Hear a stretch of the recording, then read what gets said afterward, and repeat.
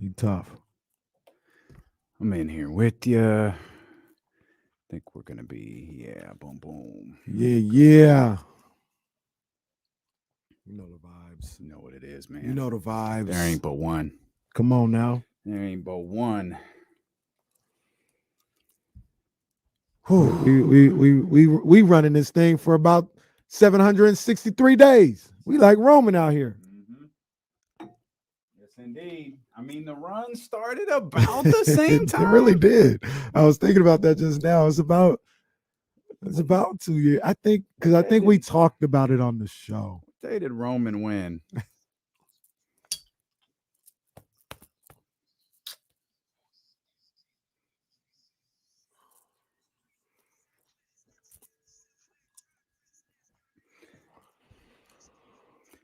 Let's go, baby. Welcome in to the, what day is it? December 20th. That's it. It's Tuesday, December 20th. I got sidetracked because Kenny said something before the show, and I was like, wait a minute. That might line up. I think it's about the same time. Cause when it was it was August 23rd. It was SummerSlam, right? It was 4 days after the show started. So to let you in on this,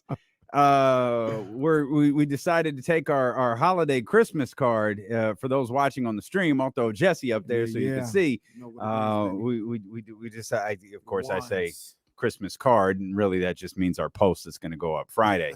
But we've got the Bloodline We the One shirts on. And Kenny was like, yeah, we having a run of being the one, 700. And I was like, wait a minute. When did Roman win the title? Roman, in fact, won the title 4 days after the D'Lo and Casey started. That's crazy. August 23rd, I remember us talking about that. And I didn't really see the significance in him coming back at that time. I was like, oh, okay, Roman's back. Do you see it now? Oh, hell yeah. I don't know that I saw the significance that moment, but when he showed up the next SmackDown day, whatever day it was at the time, and the camera pans out and you realize Paul Heyman is sitting next to him, it's like, oh yeah. I remember people weren't even sure, like cheer Roman is back, or Roman Hill was unclear at first. I think people were so well. It was Thunderdome. It was still the Thunderdome era. WWE knew what they wanted. They wanted him to be a heel, but I think the people weren't sure either. Yeah.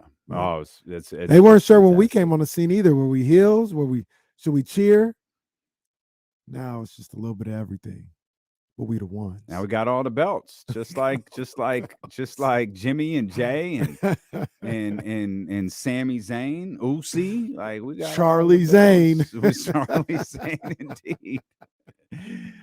Shout out to Molly at the end. She took care of us on the photo shoot front, man, and we had some fun before the day started. And we're happy that you're here with us. Hopefully you're watching on twitch.tv/ESPN1320. Maybe you're watching on youtube.com/ESPN1320. If you're just listening, man, it's all good. We appreciate you wherever you are. ESPN 1320 AM, 98.5 FM, HD2, the Odyssey app, man. We are available for you at all times through various platforms.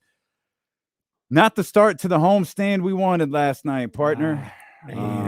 Kings lost on their home floor against, entering the game, the worst team in basketball, at least record-wise, the Charlotte Hornets, 125-119. Obviously, we'll break down all of the different aspects of this game, but from a Charlotte perspective, you could feel this coming from them. They were, a lot like Detroit. They don't roll over. Like, they're not waiting for the season to end. They're not thinking about Victor Wembanyama. Certainly those guys on the floor aren't thinking about Victor Wembanyama. Steve Clifford would never allow them to do that. Right. They're out there busting their ass, and they've been doing that for, they're in an 8-game losing streak, at least of the last 4 or 5 that I've paid attention to. Well, maybe 3 or 4 that I've paid attention to. They've fought. That game, the first game after a long road trip could be tricky.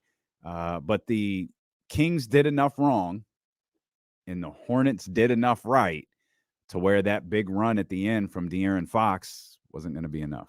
Yeah, man.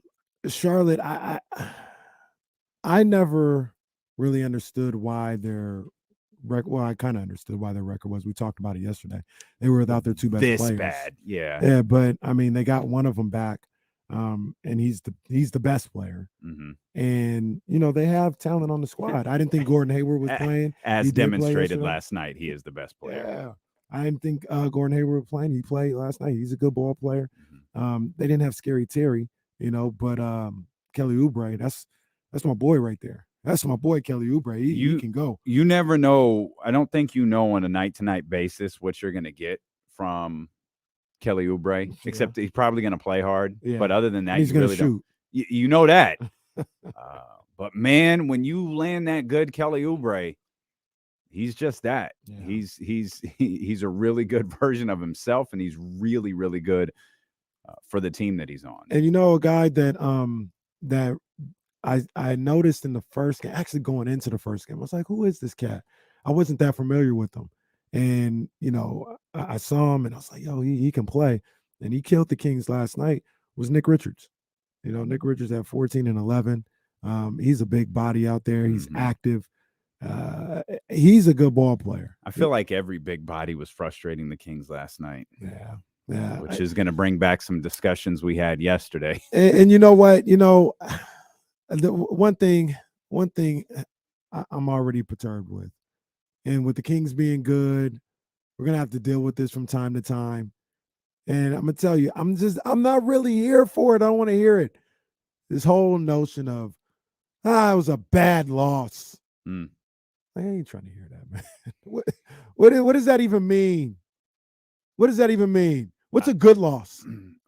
Well, the Phoenix Suns. No, it's not a good loss. I think I'm with you, by the way, but I do understand what someone means when they say it's a bad loss. Like losing to a team that's 7-23 isn't the same as losing to a team that's 23-7.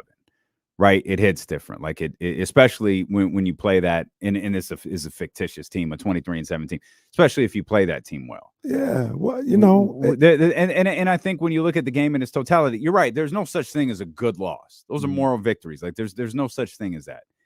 But when you look at you don't even have to dig deep. The defense and the pick and roll and the inability to sustain. You don't even have to dig that deep. The discussion starts with free throws. I agree. Because the math works. I agree. The discussion starts there. You can dive into the other stuff, and I guarantee you Mike Brown is doing that as we speak.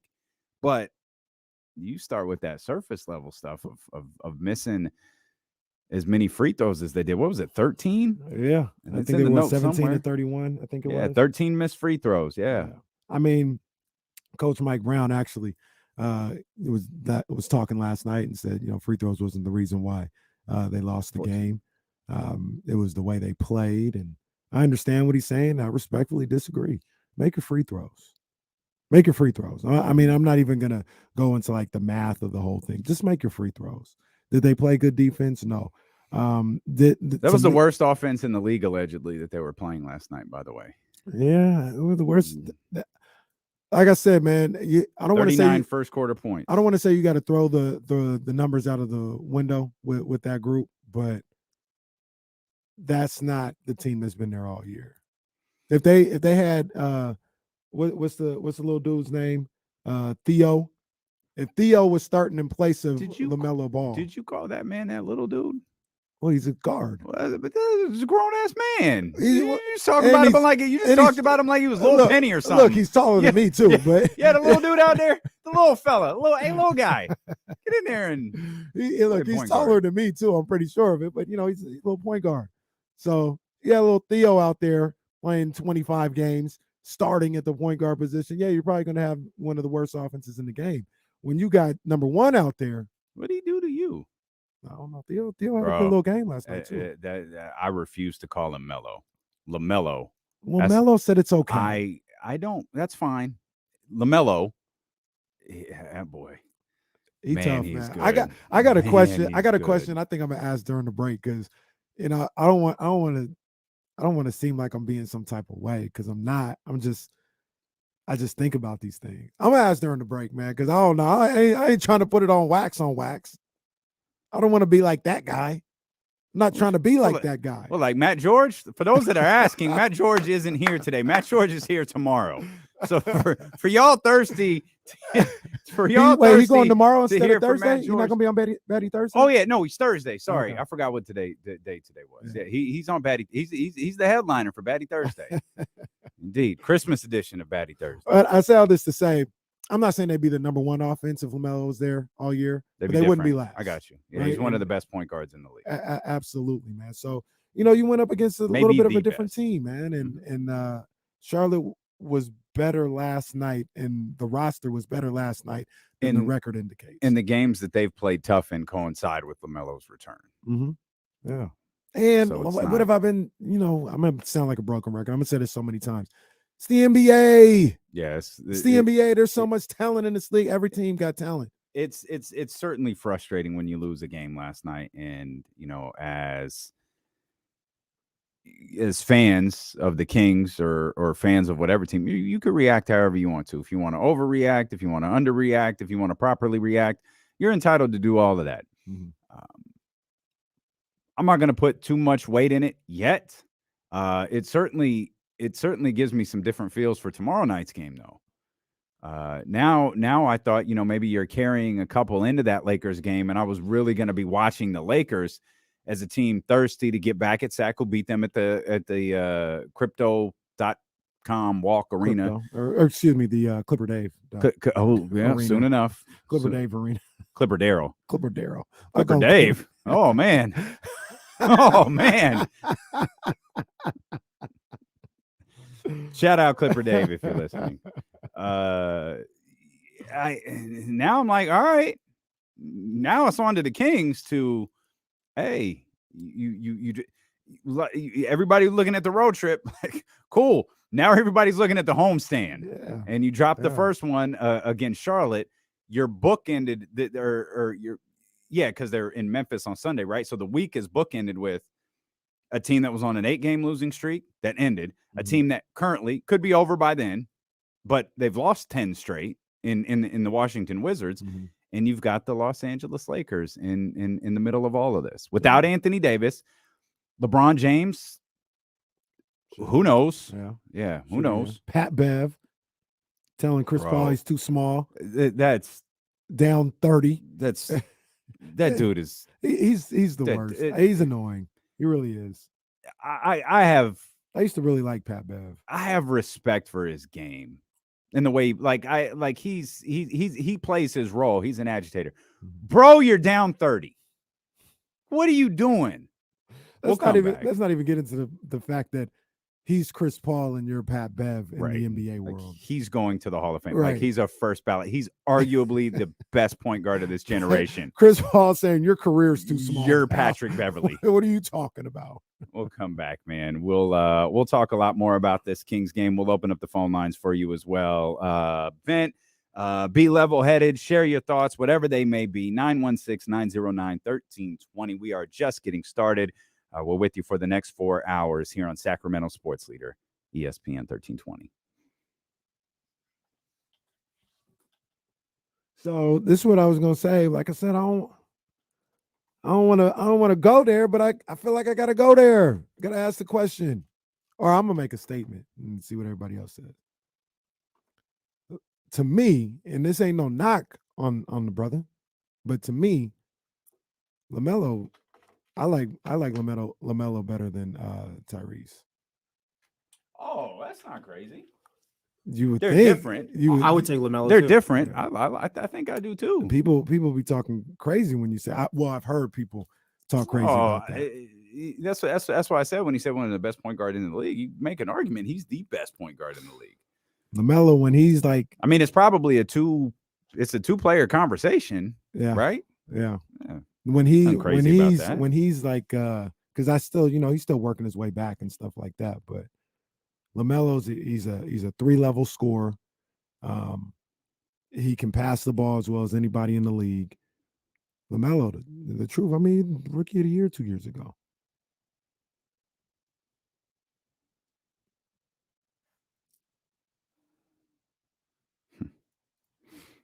Yeah. I don't know. I don't know Stephen Brown. I don't know. He says Tyrese more consistent as a scorer. I would disagree. And you say he's smarter. I mean, that's whatever. I think LaMelo's just a better basketball player. I bet you Wally Zerbiak agrees with you. Wally definitely agrees with me.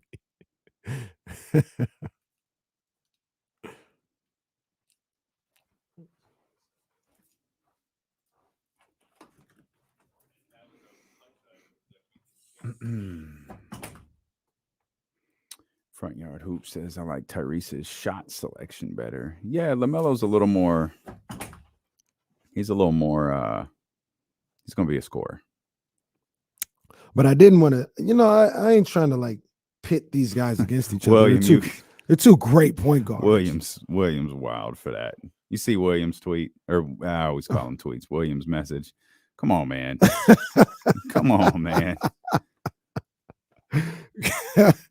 Come on. No reason, Leezy. I don't know what to post. I mean, I usually think of stuff game related, but I know Deuce and Mo do that a lot, so I don't want to look like I'm just jacking the same idea. Like if I ever can think of something creative, I put them up, but I'm just not creative.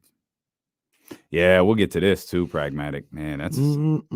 That's a new benchmark, baby. I feel like there's got to be a better way to do that too. Dr. Davis, like what? Like what? Robert Sarver did all that stuff. It's like, oh, now you got to sell the team, but you make $4 billion. Well, that's what happened with Jerry Richardson. Well, I know Sterling. Yeah. Sterling cashed out. I was looking up a dude who bought it. Inherited money, man. That's all it is. I mean, I'm not gonna say, bro, my man doesn't work hard. I'm just saying, my man started with a foot away from home plate. Like his brother's a billionaire just because he's got stake in the company. Like so, like it's like, man, this is that stuff we talk about, man. Can't wait for Reese and Ryan to be able to own a team. Yeah. Hopefully, they don't fight each other like the Broncos kids.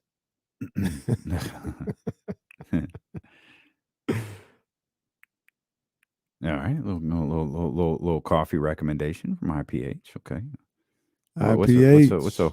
What's a horchata? Because it sounds terribly inappropriate. What is that? It says cold brew and it's coffee. Sounds like it'd be a tea or something. Yeah, that's true, Chris. I don't know where Chris went there. Yeah, that's true, man.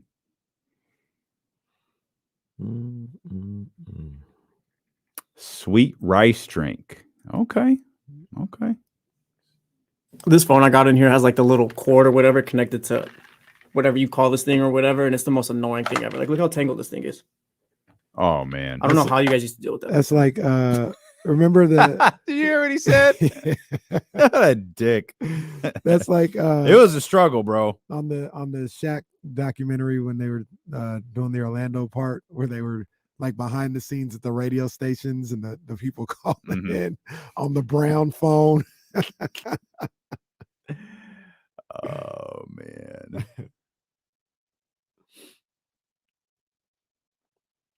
Look, Davis is going to have a tune-up fight. His tools are going to be very sharp for when he faces Ryan Garcia in April. Ryan's decided to bypass the tune-up and go straight to Tank. I strongly feel it's a big mistake, but we just have to wish him the very best and for him to stay in shape, stay in the gym, continue sparring, and stay focused and wait for that big day. Who said that, Jesse? I don't know, but that fight's not happening. No, it's happening. I doubt it happens. It's happening. Oscar said that, by the way. I hate that guy. Oscar said he's making a big mistake not having it. He's not going to fight him. It's happening. Well, I mean, the contracts are signed. Is Oscar still a promoter? Yes, barely. The contracts are signed, Jesse. I wish we did, Front Yard. We don't, man. I really wish we did, though. I mean, I don't know. Got time. True. Well, what you trying to do, Front Yard? What's up? Are you trying to get in here with ESPN? He wants to be anybody can come in here for free. Well, that's true. As As Will Z is well aware, don't start doing stuff, man. We'll put you to work. We'll put you to work. Anybody can get in here for free. Believe me, we go to our bosses every day. Got any more of that payroll? No? All right. I guess we'll keep it moving. Just trying to get Jesse some health insurance at this point, and maybe someone to make some graphics for us. But hey, that's all. We're asking too much right now. We'll get there. We'll get there. Let's get to the phones though. 916-909-1320. Our brother Leezy here. Leezy, what's happening, baby? Yo, Dylan KC, what's good? Ken Folk, what's poppin'? HJL, what's good, man? Hey guys, this is going great, man. I just want to talk about the game last night. First things first, Kings are having a great year. I understand people are upset about the loss, but the Hornets, they're better than their record shows. LaMelo was out for a while. I agree. And Casey, I definitely liked your kind of off-air question. You're asking, which player was better, Melo, Tyrese. I think if you really go back and look at that draft, you would really ask, who's better? Who would you rather have, Ant-Man or LaMelo? But that was just my take on it. I'd rather have LaMelo. I think he's a good facilitator. But getting back to the Kings, man, I think you guys still are in a good position. I still think you guys are getting that playoff.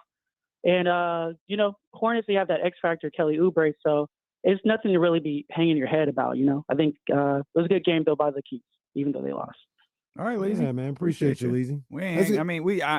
I'm not down on this. Like, it stinks. It's not what I was hoping for, especially on your home floor. But I think the Aaron said this last night. I could pull up the exact quote. Stuff is going to happen, man. This just is part of the league. It's part of the game. That's what it is. Stuff like this is going to happen. The good news is a loss like that hasn't happened with Sacramento this year. And the losses really haven't piled on top of each other.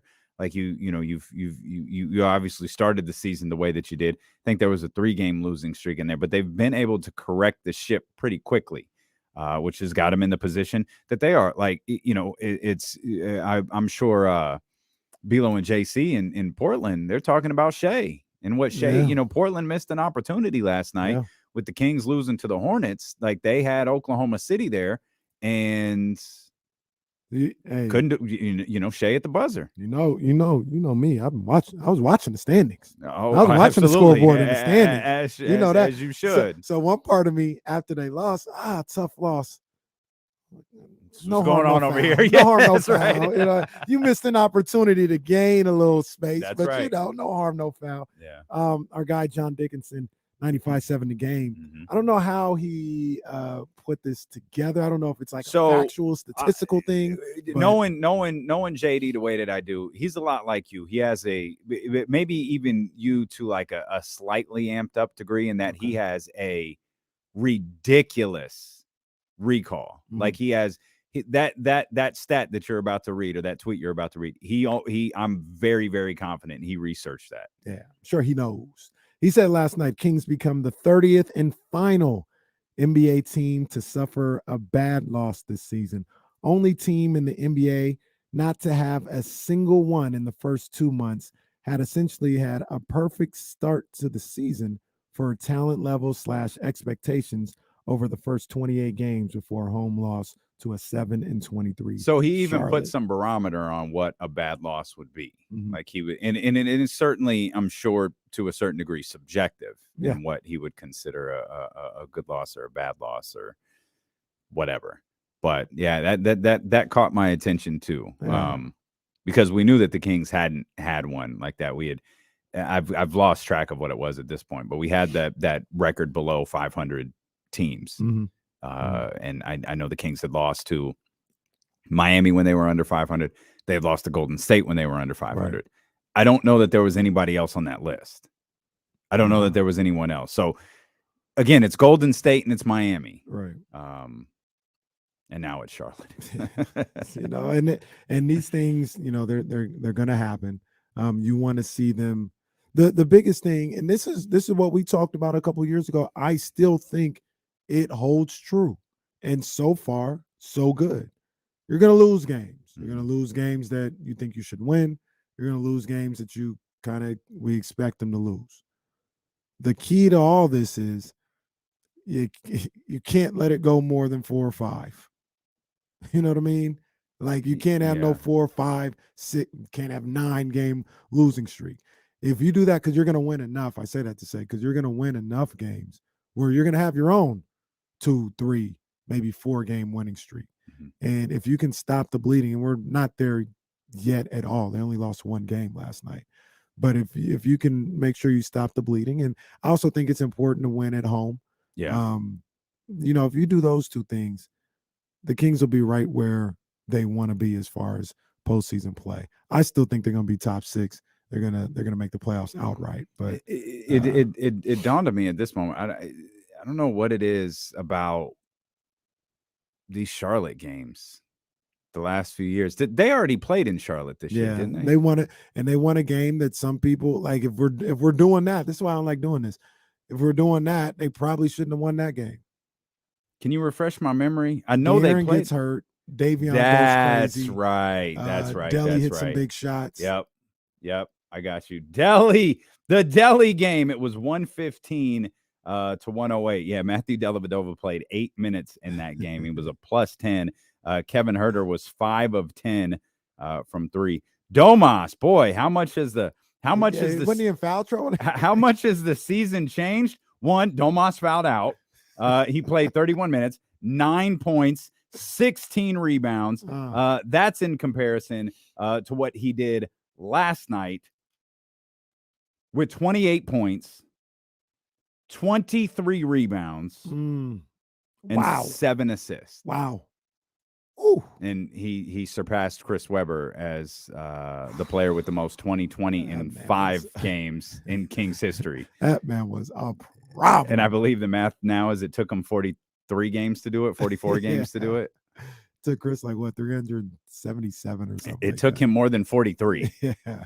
But yeah, man, like, you know, if we want to play that, that's why I don't, bruh. These NBA dudes exposing themselves, man. Man, come on, man. Like, this dude is incredible. He got it. Like Sabonis is crazy. Like you said last night on the post-game show. Saw that. Thank you. I felt like Will Z last night when my tweet went up there. I was like, oh man, this must be what Will Z feels like. There's no doubt about it. Yeah. This man is an all-star. It's just a fact at this point. He's an all-star. But, you know, talking about the game, like I said, this is why I don't play that bad loss thing. Because for all the bad losses that you want to talk about, you got to give some bad wins away too. You know what I mean? And I'm not in the business of giving no wins away. Yeah. So I'm gonna just leave it as you won, you lost. Hey, you can be better next time. You can learn from this, yada yada yada. But that first Hornets game, you can make the argument they probably shouldn't have won that game. Okay. Sabonis 9 points. Fox goes out halfway through. He only had 5 points in the game. Yeah.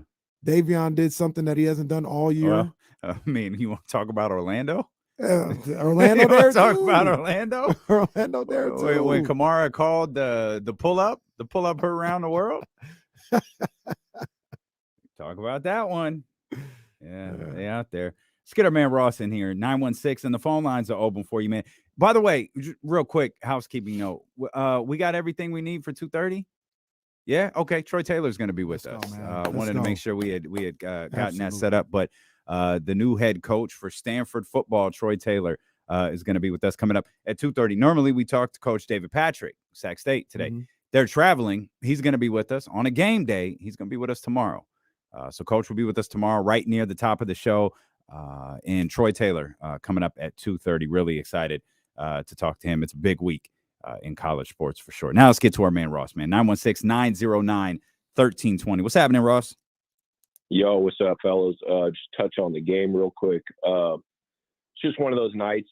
We came out real smooth, and then Charlotte made a little run, and it was a dogfight after that, and that's kind of the NBA. I look at the Toronto game on the road. We were down 16 first quarter. We made a run. It was a dogfight. That's just kind of the NBA. And I just wanted you guys to check on the last 10 games on teams in the West. If you go to West standings, everybody but Memphis is either 4-6, 5-5, or 6-4 in their last 10. So it just kind of shows that it's happening to every team. Yeah. It's like, it's easy to get upset, but literally just check the standings any night in the NBA. It's going to happen. So yeah, team still looks good. I'm not mad at all. No. Was that Luke? Absolutely. That was Luke Walton, wasn't it? Come on, man. Hey, Luke, man, Come I on, man. That appreciate was you calling Luke in, Walton. man. You Don't tell me that was Ross. That was Luke Walton. Hey, Luke, I got love for you, man. So, I'm glad you're doing your thing in Cleveland. Didn't work out here, but He's keep your listening head on up. he's listening on the Odyssey app. Ross started talking. I was like, Luke?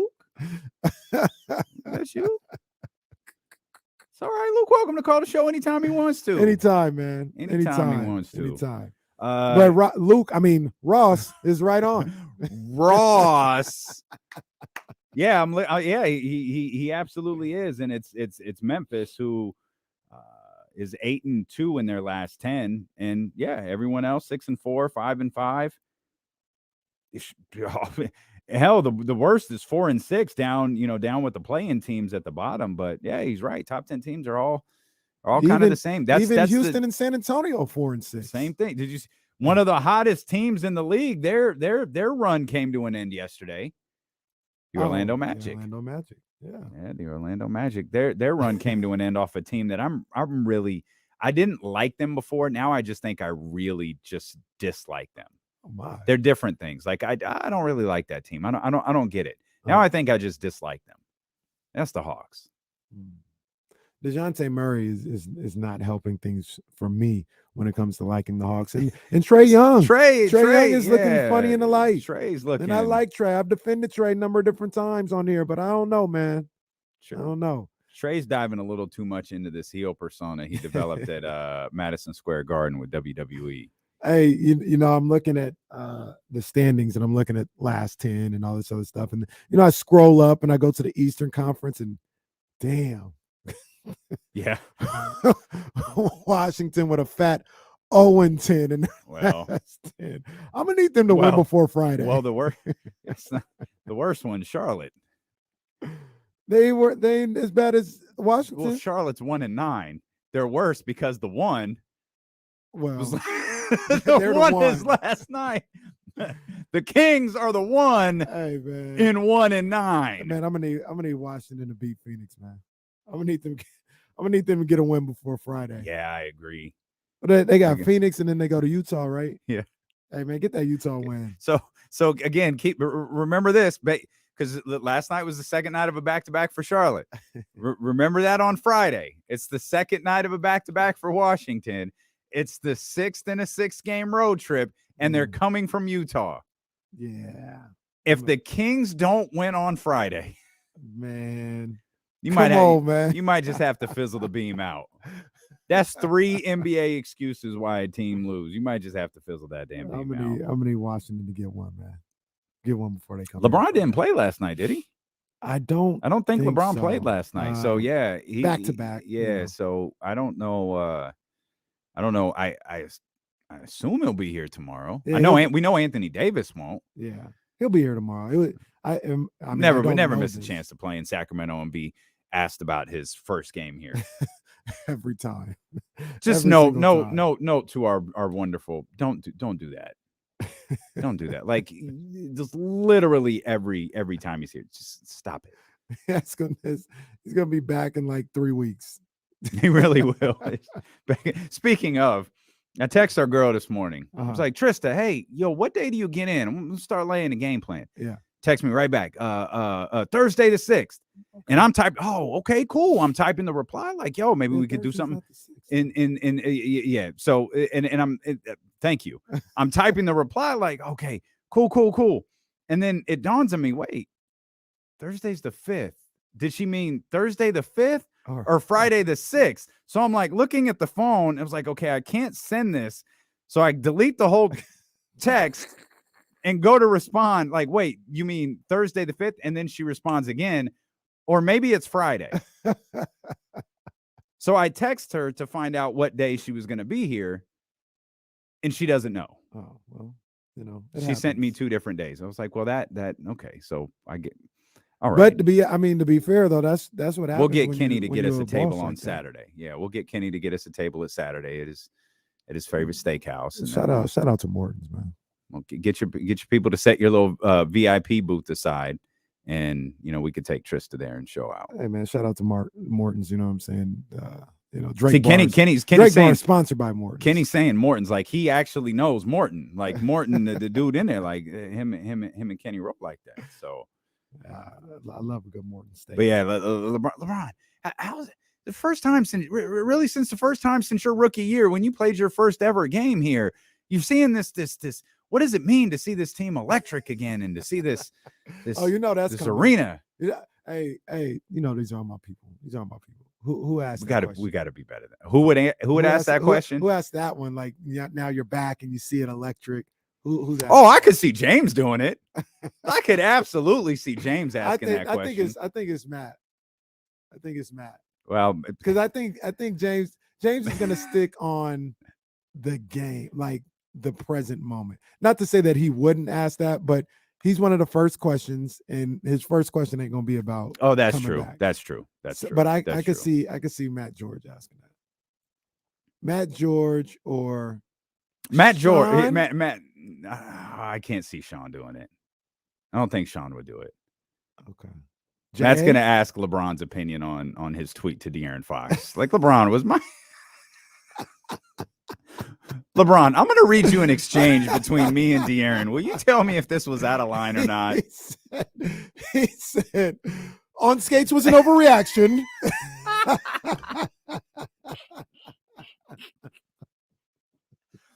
Oh, I love Matt George. She stopped picking fights with De'Aaron Fox. Man. He's my guy, man.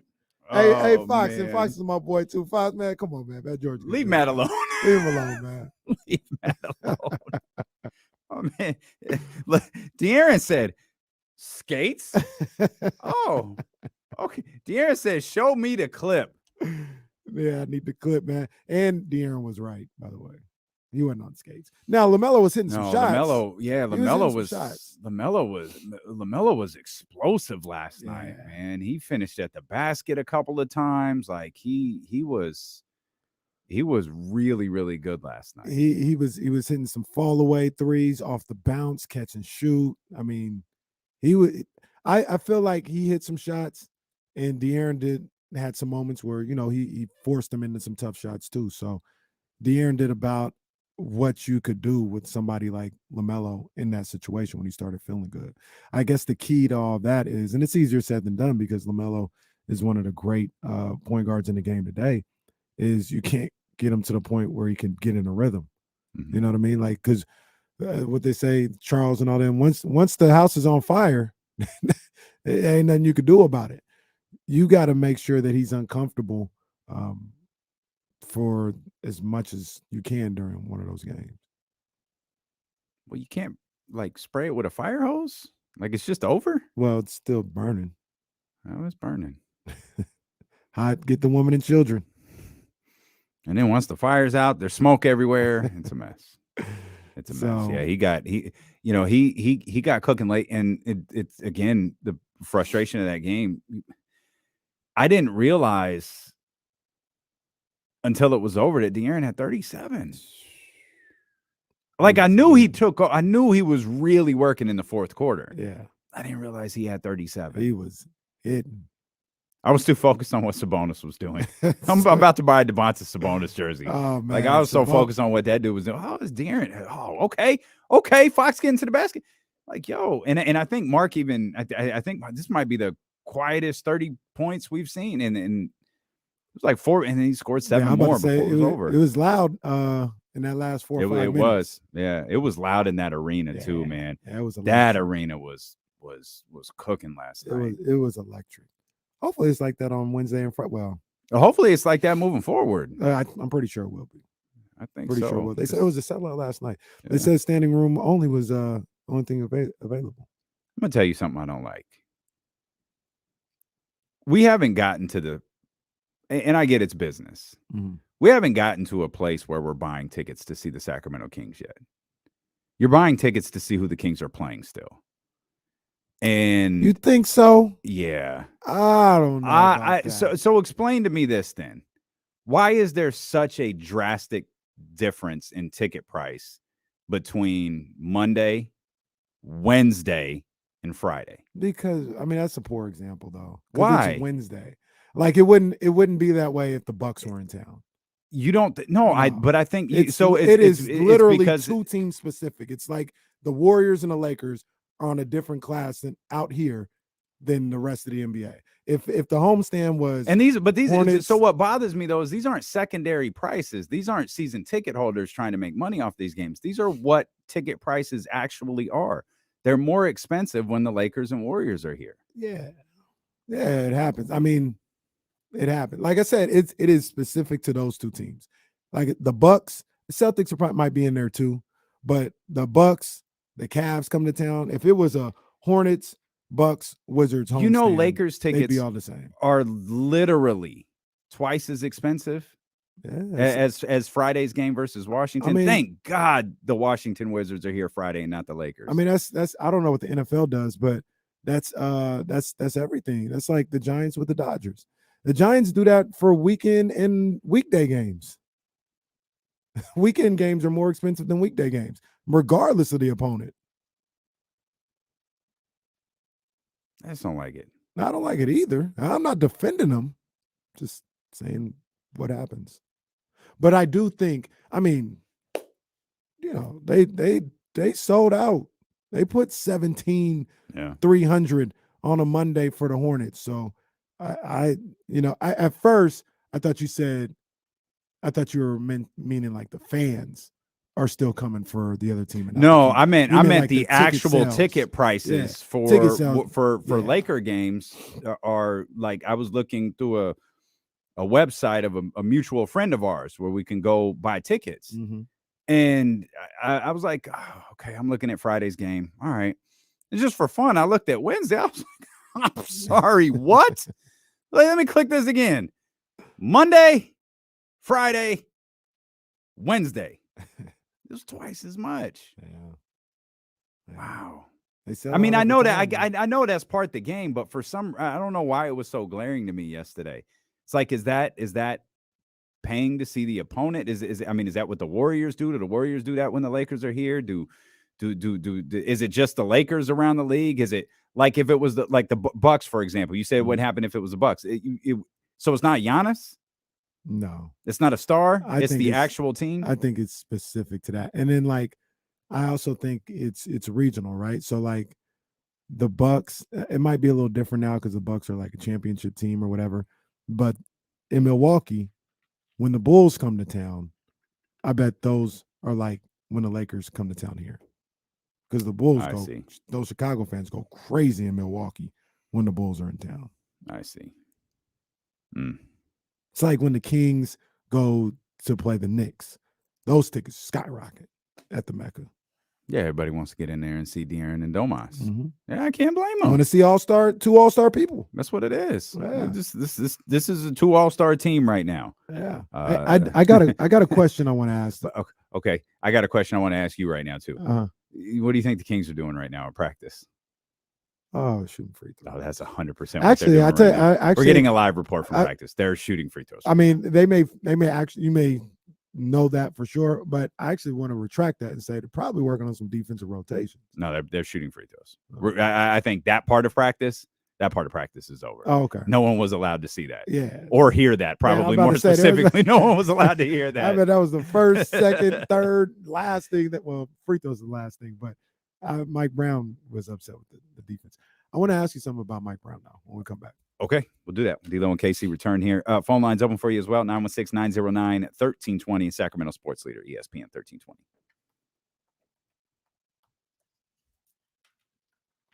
D'Lo and Casey.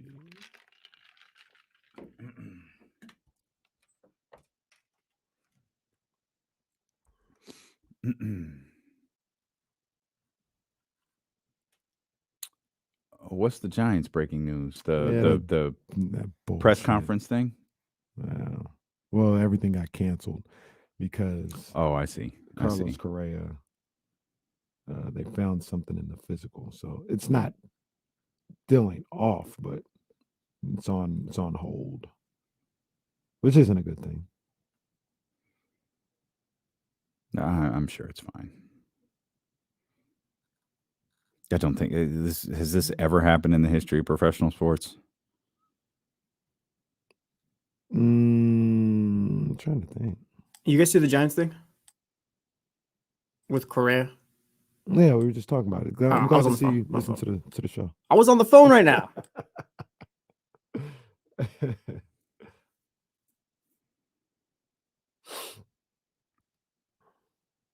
Oh, Front Yard Hoops. I got your DM right here, man. I see you. Oh, I'm currently a junior at the Ohio State University. Internship closed. No wonder he's a big fan of the program. Hey, Internship Kyle, we're closed. gonna get Front Yard Hoops. We're gonna get something worked out for you, my guy. We're gonna get something worked out for you. Internship closed. We're gonna get you in here, man. We got you, buddy. I'll respond to your message after the show. Yeah, we're gonna get something for you, man. Anybody from the Ohio State, man, come on. Yeah, they need guidance. They need help. I know you ain't talking. I know you ain't. Hey, man, I'm just trying to get ready for this semifinal game, man. We about to smack up TCU, and then we're going to the national championship game. I've been saying it for a minute. I want Georgia. Oh, you're absolutely. I want Georgia. You're absolutely going to the national title game. What if they played again? That'd be crazy. That would be crazy. That's been so close so many times. That's I think I guess in the moment we were like, this is unbelievable. But it's almost akin, it's not even the same because that wasn't the championship game. But North Carolina and Duke playing in the Final Four. Yeah, that's why. What? And wasn't that Coach K's last? Yeah, his last game. North Carolina got him twice. Bad omen for the Buckeyes. It's gonna take. Can't tell them nothing. We got Coach K twice. It's gonna take everything Ohio State got just to get past Georgia. Whew. And it does not feel like there's a team on the planet that can get past Georgia, but I think Michigan can get them.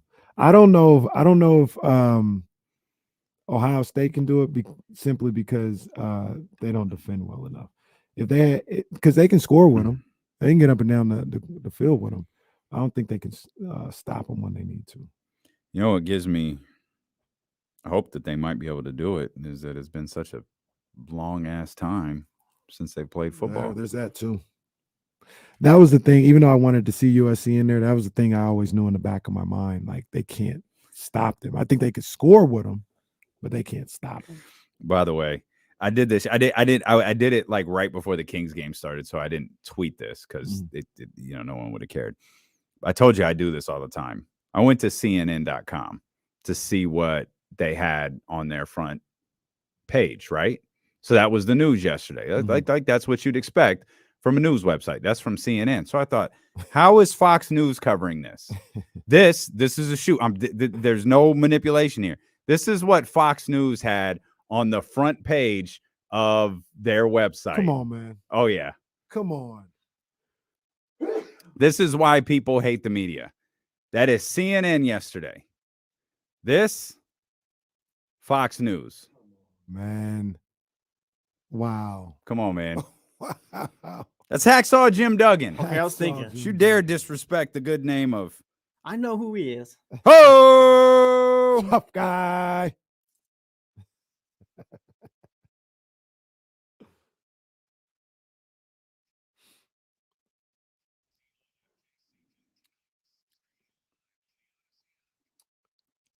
Live on Odyssey app, live on twitch.tv/ESPN1320, youtube.com/ESPN1320 as well. If you're watching, hit the subscribe button, hit the thumbs up as well. And the phone lines are open for you all day.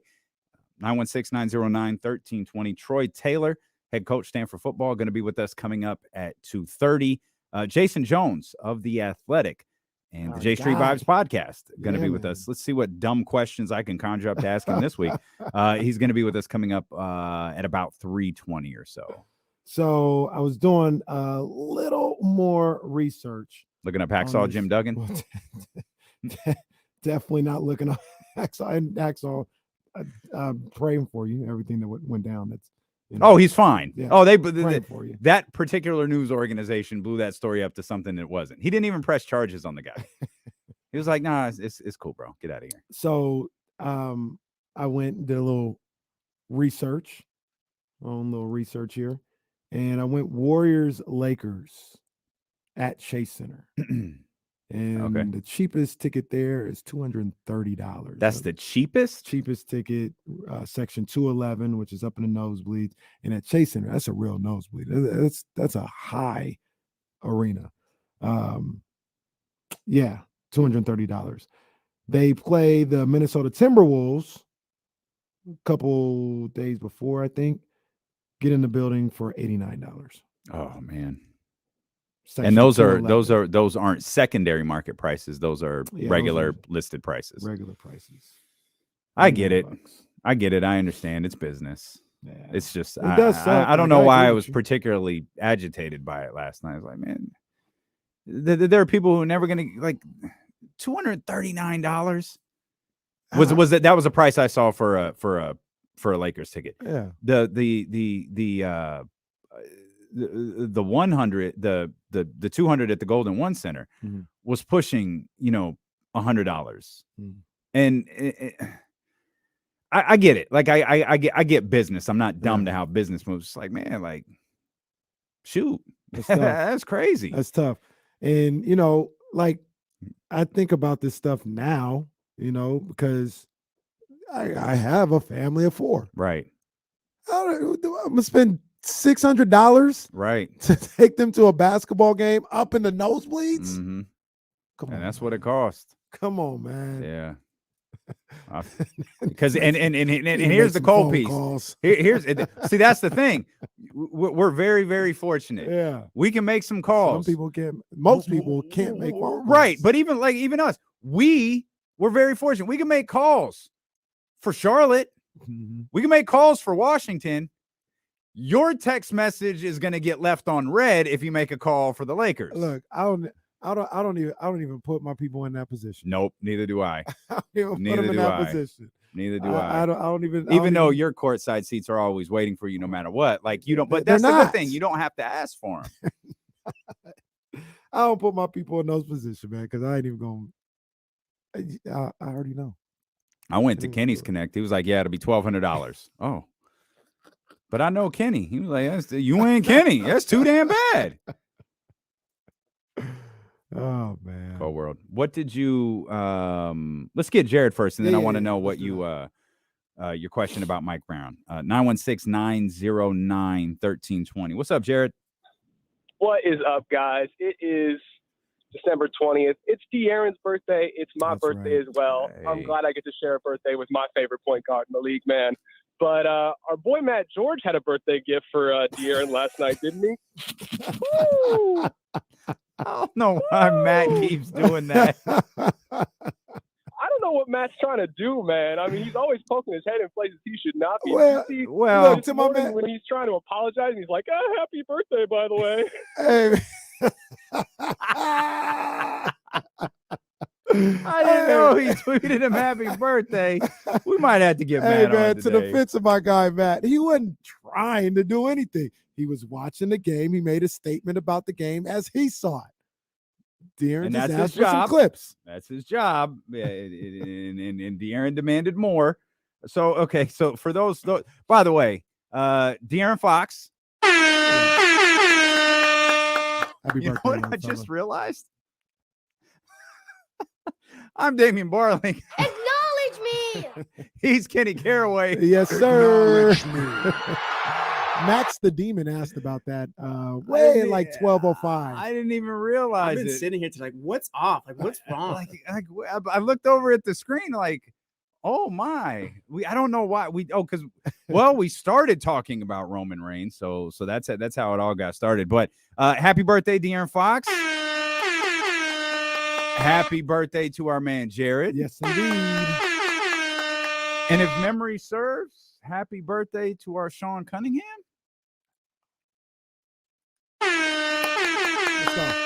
Let's go. Pretty sure it's Sean Cunningham's man. birthday. If it's not, there's some air horns. for Sean Cunningham. Matt George, hate to say it, but LaMelo Ball has De'Aaron Fox on skates right now. Fox can't stay in front of him. Matt George. Well, so Twitter's okay. Twitter's a little not quite as easy to follow as it used to be. Blame the guy who made your car. He made your car.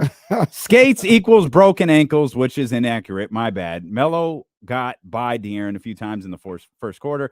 Also got by Malik and Mitchell. It's not controversial to point out when a star player does what they do basically to everyone in the league who defends him. De'Aaron Fox said, when you say got by me, do you mean a ball screen or an actual dribble penetration? Because the latter part never happened. And this is De'Aaron Fox, by the way, who doesn't tweet. De'Aaron Fox just does not tweet. He also says, wanting to know what he means isn't called being bothered when you're an athlete. He says, well, I'm trying to find the other. God, this threads used to be a lot easier to follow than they are right now. I think they should be easier too. Anyway, somewhere in there, De'Aaron demanded he produce a clip. I'm just trying to find the part where Matt George wishes him happy birthday. That's the only thing I want to see. Again, I love this because De'Aaron never tweets, but somehow Matt George always find Matt George tweets. he don't miss a Matt George tweet.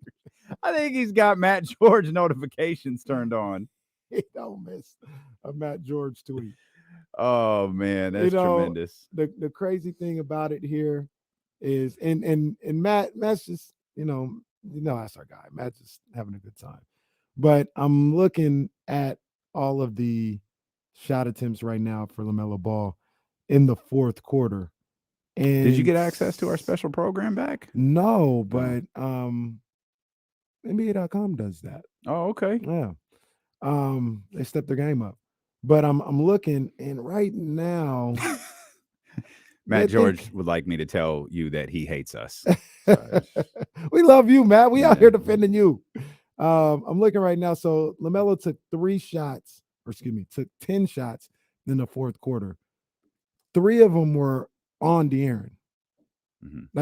De'Aaron was only guarding him for 3 of them. One of them he hit with De'Aaron going underneath the screen, and LaMelo pulled up and splashed. Another one was a closeout from De'Aaron. LaMelo missed it, and another one was another screen where De'Aaron went under on a switch, and LaMelo cashed out. So De'Aaron was correctly asking for clips. Matt did produce a clip. Oh, he produced a reel. Oh, Matthew. Matt produced a reel. Oh man, Matt got receipts. He said, "Don't come for me. Don't come for me." Matt, call us right now, Matt. Call right now. And that's where he wished him happy birthday. He says, "Boy, Matt." On Instagram? This carried over to the morning. No, it's on Twitter. Oh. No, it's on Twitter. This carried over from last night to this morning. Matt on Instagram. Matt responded to everyone. Like he had time yesterday. This morning. He went to war, right? He went to war for this. He takes great shots of the game, by the way. This is really good stuff that Matt does. Matt George is A1. He's A1 out here, man. I agree. I'm gonna let Matt call in for a second here. Number 1, happy birthday. Number 2, most times it was a ball screen. You're listening to D-Lo and KC on KIFM West Sacramento 98.5 FM KRXQ HD2 Sacramento ESPN 1320, driven by Lasher's Elk Grove Dodge. Always live on the free Odyssey app. Matt George with us live from the parking lot of somewhere. Matthew, how are the battle scars? Well, let me tell you something. I'm currently in Oregon. I'm making my way to Canada. I'm getting out of here, man. That's probably a good call. That's I mean, I'll use this platform to send a message to Elon. You got to stop letting people hack media accounts because I don't know who's tweeting out with my account, but whatever it is. No. Hey, no, okay. I'm serious, De'Aaron. God, I sent 10,000 positive tweets about the man, but the one negative one, which was really more about LaMelo Ball, he gonna clap back at me for. I didn't think it was that deep. Skates was wrong. Why? But, why does De'Aaron always find you on Twitter? Like, he never tweets, but he always finds Matt George. You know this, D-Lo, and you know this from when we started working together. I have that effect on people. He just doesn't know you yet. He hasn't grown to love you like I did. I don't think he ever will. But I mean, so, and you pointed it out in one of your later tweets, you go back and you look at some of the film, and it really did seem like LaMelo that didn't seem like he was playing great in the fourth quarter. It didn't matter who was guarding him. He was doing work. I thought a lot of the times De'Aaron challenged him, made him worked over some screens, and forced him into some tough shots a couple of times. But when you got a guy like LaMelo Ball, and he's feeling good about himself, and he's got a bounce to his step, it's tough for anybody to guard him. Well, I actually asked De'Aaron after the game. This was before he saw my tweet, so he actually answered the question. There were a couple plays where he actually used his body to cut off Melo. At least one was cutting off Melo. I think another one was trying to cut off Oubre, and he was called for fouls, blocking fouls on both of them. So I asked Fox, I was like, did the officials tell you anything like what you're not supposed to be doing there? Because he didn't use his hands. He used his body and just denied the lane. Mm-hmm. So fast forward to everything going on. De'Aaron also answered a question about Melo, saying you never know what Melo's going to do. He makes split-second decisions, and he can pull up or he can dish, drop off the bigs, like he can do it all. So, like, that's kind of what I saw was De'Aaron, like, on the clips that I sent, which one of them, he was screened and then bit on a pump fake and went flying by Melo. Melo missed the shot, so it didn't really matter. The other one was De'Aaron tried to close out quickly on Melo. Melo dribbled right past him, got into the lane, drew Domantas Sabonis over, threw a lob for Plumlee, and Plumlee missed the oop, but Oubre was there to clean it up. And that's what happened the entire game was dribble penetration, guards getting into the paint. Certainly not all of them against De'Aaron, but the tweet was an overreaction in the moment to those two plays that I saw through the lens of a camera. But I still don't think I'm wrong. Like, LaMelo was getting past De'Aaron. LaMelo was getting past everybody. And the Kings lost the game because of their terrible perimeter defense. What are you getting De'Aaron for his birthday? Flowers and I'm sorry card. Are you? I'm guessing you're not at practice. No, and it sucks because I actually should be, because I would love the opportunity for Mike Brown to pull me out like he pulled other media members out and say, you try and guard De'Aaron Fox and he'll let him put you on skates. But no, unfortunately couldn't make it today, but I'm sure I'll take the opportunity to get dunked on him or on like the Laker game or something. This was fun, Matt. That's why you're a star, Matt, because you'll get up there and you do what you do, man. You do what you do. You don't get deterred by anything that goes on. You just, like I said, you talk about the game as you see it. That's how you see it. I'm just a broadcast journalist. Hey, that's it. You're a broadcast journalist doing your job. That's it. Doing your job. And when De'Aaron Fox says, "Let me see a clip," and you produce a clip, that's solid work, Matthew. you take great shots of this game, by the way. This is well done. I also have great shots of him doing great things and breaking down LaMelo Ball because LaMelo couldn't guard him either. Tweeted that out. Didn't get no response to that. He doesn't see those, Matt. I don't know. His Matt George radar went off last night after the game. He's like, I think damn Matt George is up to something. Let me check Twitter. There it was. I'm one of the accounts De'Aaron Fox doesn't intentionally block because he's waiting to just dunk on me when he can, and I appreciate it. I love De'Aaron. Hey, you know what I got out of it? I got a conversation about basketball with an NBA soon-to-be All-Star out of it, and so it's a win in my book. And I'll also say this for De'Aaron as well. De'Aaron, at least this time, De'Aaron didn't say nothing out of pocket to you. It was like he got that out of his system. Yeah. If you look at it, it was literally a conversation. You said something. He was like, "Nah, I need some clips." And then you responded, and you said so. He said something back. What are we talking about? Ball screens? Or what are we talking about right here? It was actually a conversation. I do my best. We appreciate you, buddy. We'll see you Thursday. Stop bullying me. No, come on, man. It's all love, Matthew. It's all love, Matthew. Thanks, buddy. We'll see you. Maddie will close out Batty Thursday. Batty Thursday, the main as he eventer. normally does. You can get out of your car now, Matt, and go do whatever you were going to do. It was I'm 100% like being truthful when I say that. Like people see it on Twitter, and it has a certain connotation to it. Twitter really automatically has a tone. Yeah, like it no has a matter what, tone, it right? automatically has a tone. But it was like it really was kind of a conversation. You know what I'm Mhm. saying? Like Matt George said something, De'Aaron disagreed, and he said, "Oh man, like I need to see some clips of that because that's not how it went down." Somebody else, I think there was another post in there, or somebody made a tweet, and he was like, "Yeah, but the way he said it, that's not how it went down." He talked to Matt again. He said, "Yeah, what you talking about? Like under ball screens, or like what do you mean?" It was a conversation, but like you said, because it was on Twitter, it's like, "Oh, De'Aaron was getting at Matt George." Like, not really. Well, he's gotten at him a few times before, Yeah, which well, is this why. is true. Well, it's also De'Aaron probably took exception to skates. Yeah, well, I mean, Skates. You make it seem like I was out there falling on my face. Yeah, it took exception because that's not what was happening. And it's like stand-up Matt George that he is. He said, we laugh about it, but he was like, "Nah, that was an overreaction." You said he weren't on was skates." backpedaling like Deion Sanders. He was. That was in coverage. Oh man, let's check in Kings practice today. Neemias Queta getting some run. Don't forget, I want to hear what the Mike Brown question. I want to hear about that. That backup center position is going to be a topic moving forward as well. This from James Hammond, the Kings beat.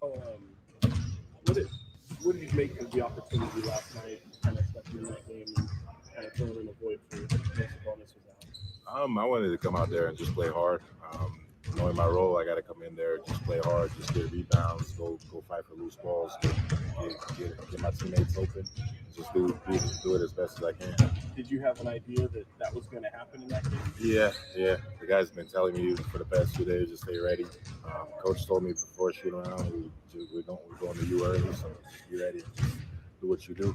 Do you feel like you'll be able to do that again in these upcoming games?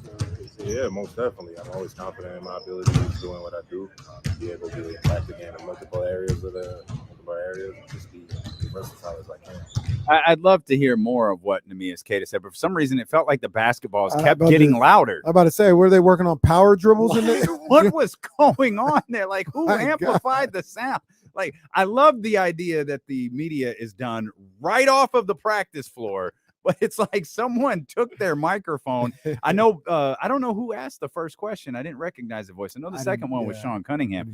It sounds like everyone is ill at this point, but I swear someone just took their microphone and held it over there towards the basketball court because the basketball dribbling kept getting louder and louder and louder. They was working on pound dribbles out there. As man. we were attempting to hear what Neemias Queta said, and he did get some run at the backup center position. And Mike Brown said he's looking to see who's going to fill that need. He acknowledged Domas has played 40 plus minutes in each of the last 3 games, and that's not going to be sustainable. He knows that's not going to be sustainable.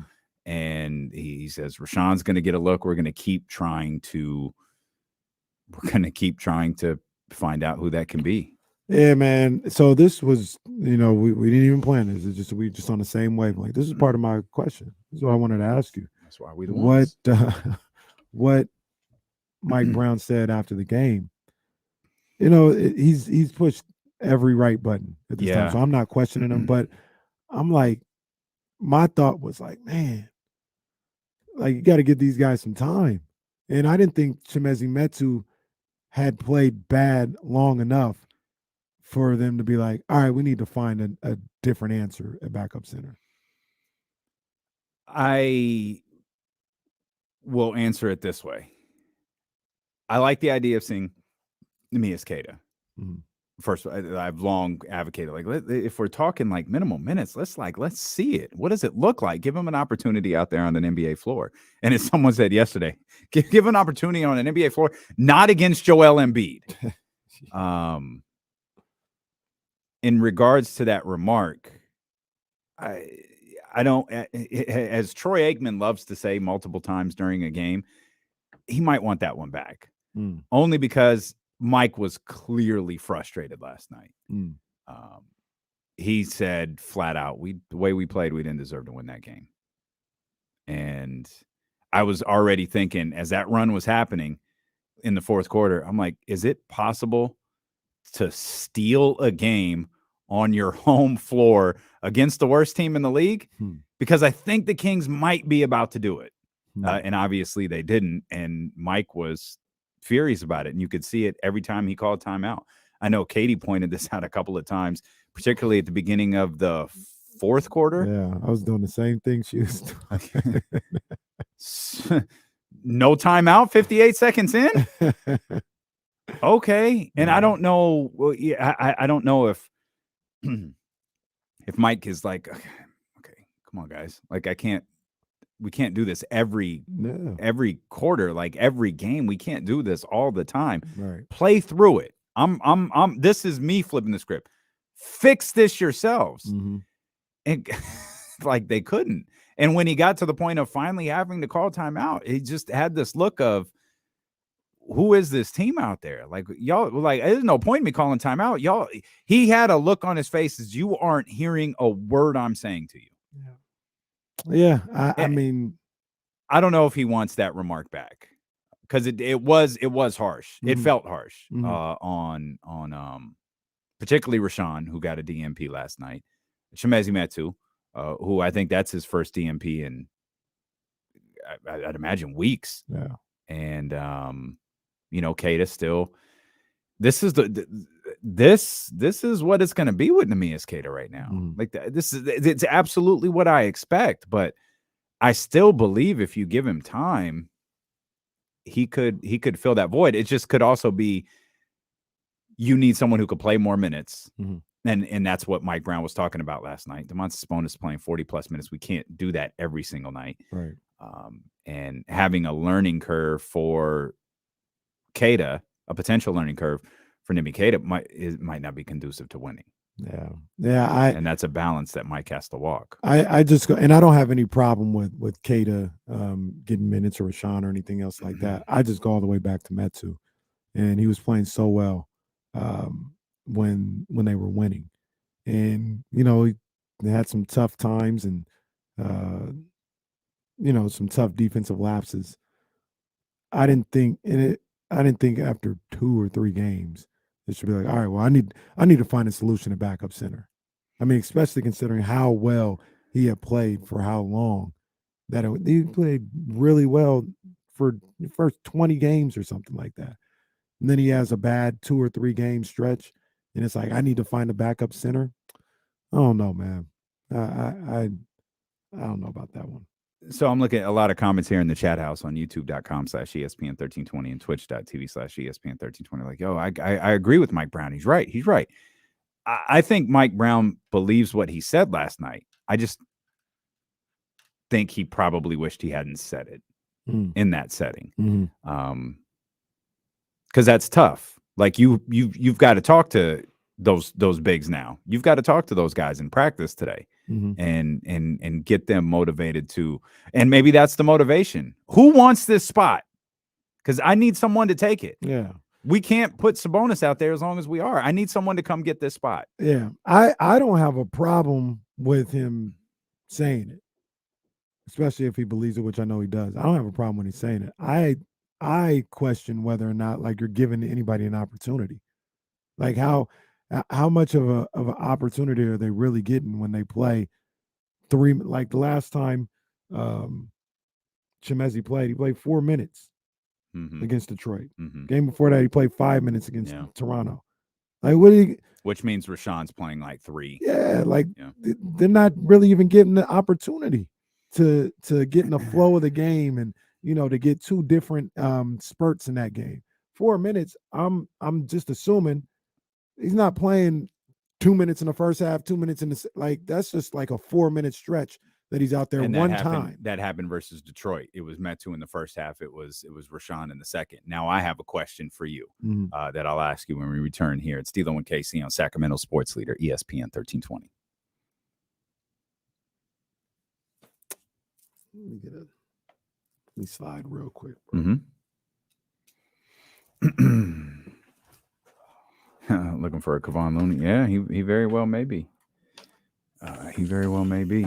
I mean, he's looking for something, obviously. Mike just said he's looking for someone to fill that backup center position, and he says Rashawn's going to get more run. I take that back. In fact, I'll give you the exact quote about what he said regarding Rashawn. It hadn't looked great as of late. I'll probably read this again on the air, so look surprised in about 5 minutes. If you watch the games, we've had to run Domantas Sabonis 40 minutes, and I can't run Domas 40 minutes every night, so I need to find a guy in that spot that is going to defend, run the floor, spell Domas 6 to 8 minutes a half, and play as hard as he can while trying to follow the game plan. Not fouling, boxing out, doing all the little things that need to keep the group solid for those 6 to 8 minutes. And we found in spurts, I'm sorry. But I want to get to a point where I can be a little bit more consistent. So I'm going to keep searching until I feel like I got the right person. I'm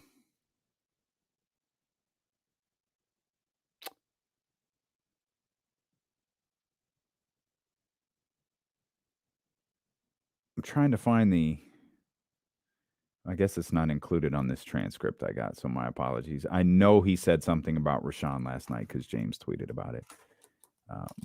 Like a couple people tweeted about it. I think Hunter Patterson tweeted about it too in the press conference. But it's not in my. Gone. I think I took them all. What's gone? The M&Ms. I think I got them all. Every single one.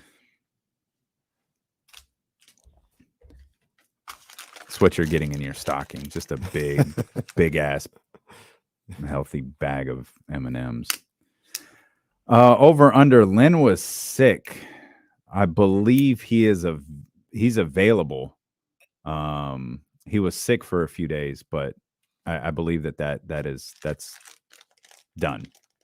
So I think what you're asking is, was he available last night? To the best of my understanding, yes, he was available last night. Yeah, I'm going to read that again on the air. I'll read it better with more inflection so everybody looks surprised. Excellent. Great call. I thought James said that. De'Aaron and Sean shared a birthday. Very nice.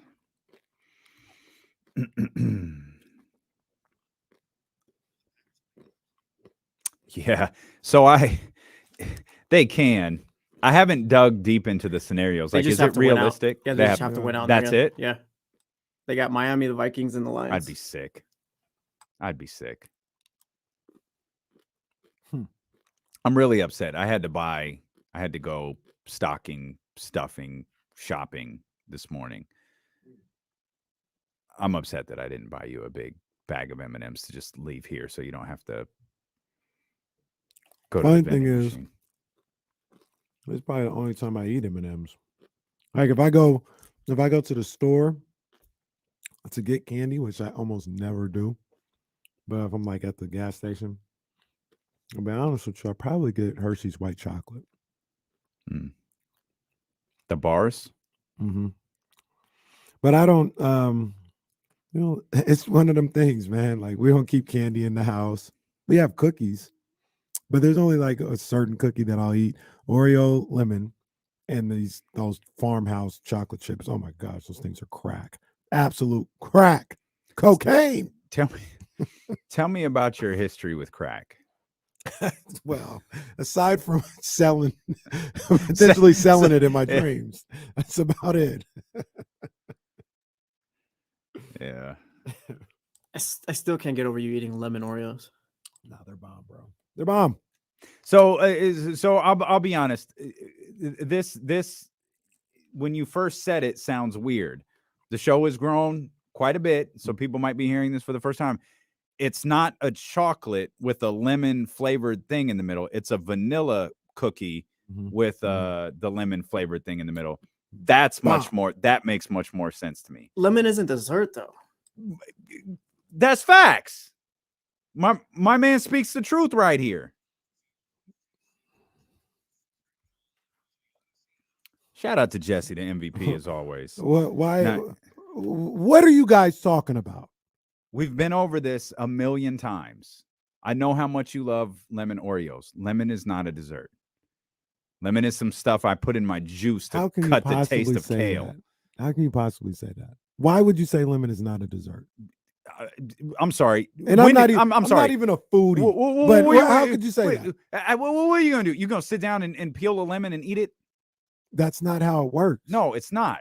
That's not how any of this works. No. Is apple pie a dessert? Yes. But I will also go grab I'll also go grab an apple and eat it. It's different. That ain't a dessert. Apple's Going to got like a get an apple and eat it. No.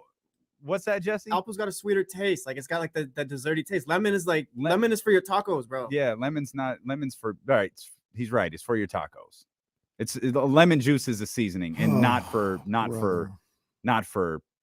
like what's a that cherry? Pie? What's a cherry? Key lime pie? Like you gotta be kidding me. I don't know nothing about that. But lemon is delicious. But lime, I don't know nothing about that. Okay. I don't know nothing about that. But you got cherry, you got strawberries. Strawberries. What are you talking about? Strawberry shortcake, cheesecake. What are you talking about? I'm not arguing against any of that stuff. I said lemon. Lemon is not a dessert. It's not. You guys are dead wrong. Okay. The weak or the strong. Got it going on. That's fine. Yeah, would you say sweet potato pie is a dessert? That's not even a fruit. It's not my favorite. Like if I'm gonna eat sweet potatoes, I'm not gonna eat it in the form of a pie. It's not my favorite. That just screams pumpkin pie to me, and I don't like that either. Did you participate in the yams challenge? Excuse me? I beg your pardon. The yams challenge. It was going down on Thanksgiving. I believe it, but I'm not sure what we're talking about right now. Is that song Yams by Masego. And Fetty Wap did a cover of it too. But all these singers started singing the chorus, the Yams chorus. Yams is a great song already, but obviously Thanksgiving and probably even Christmas, they had people singing. So Tank was singing his version of the Yams challenge. Charlie Wilson bodied it, and they would challenge these other people. I didn't know if you participated. I did not participate. Okay. But if we did have if we started a D-Lo and Casey cookbook, we could have Drake lemon bars. So that's a good call from Chris right there.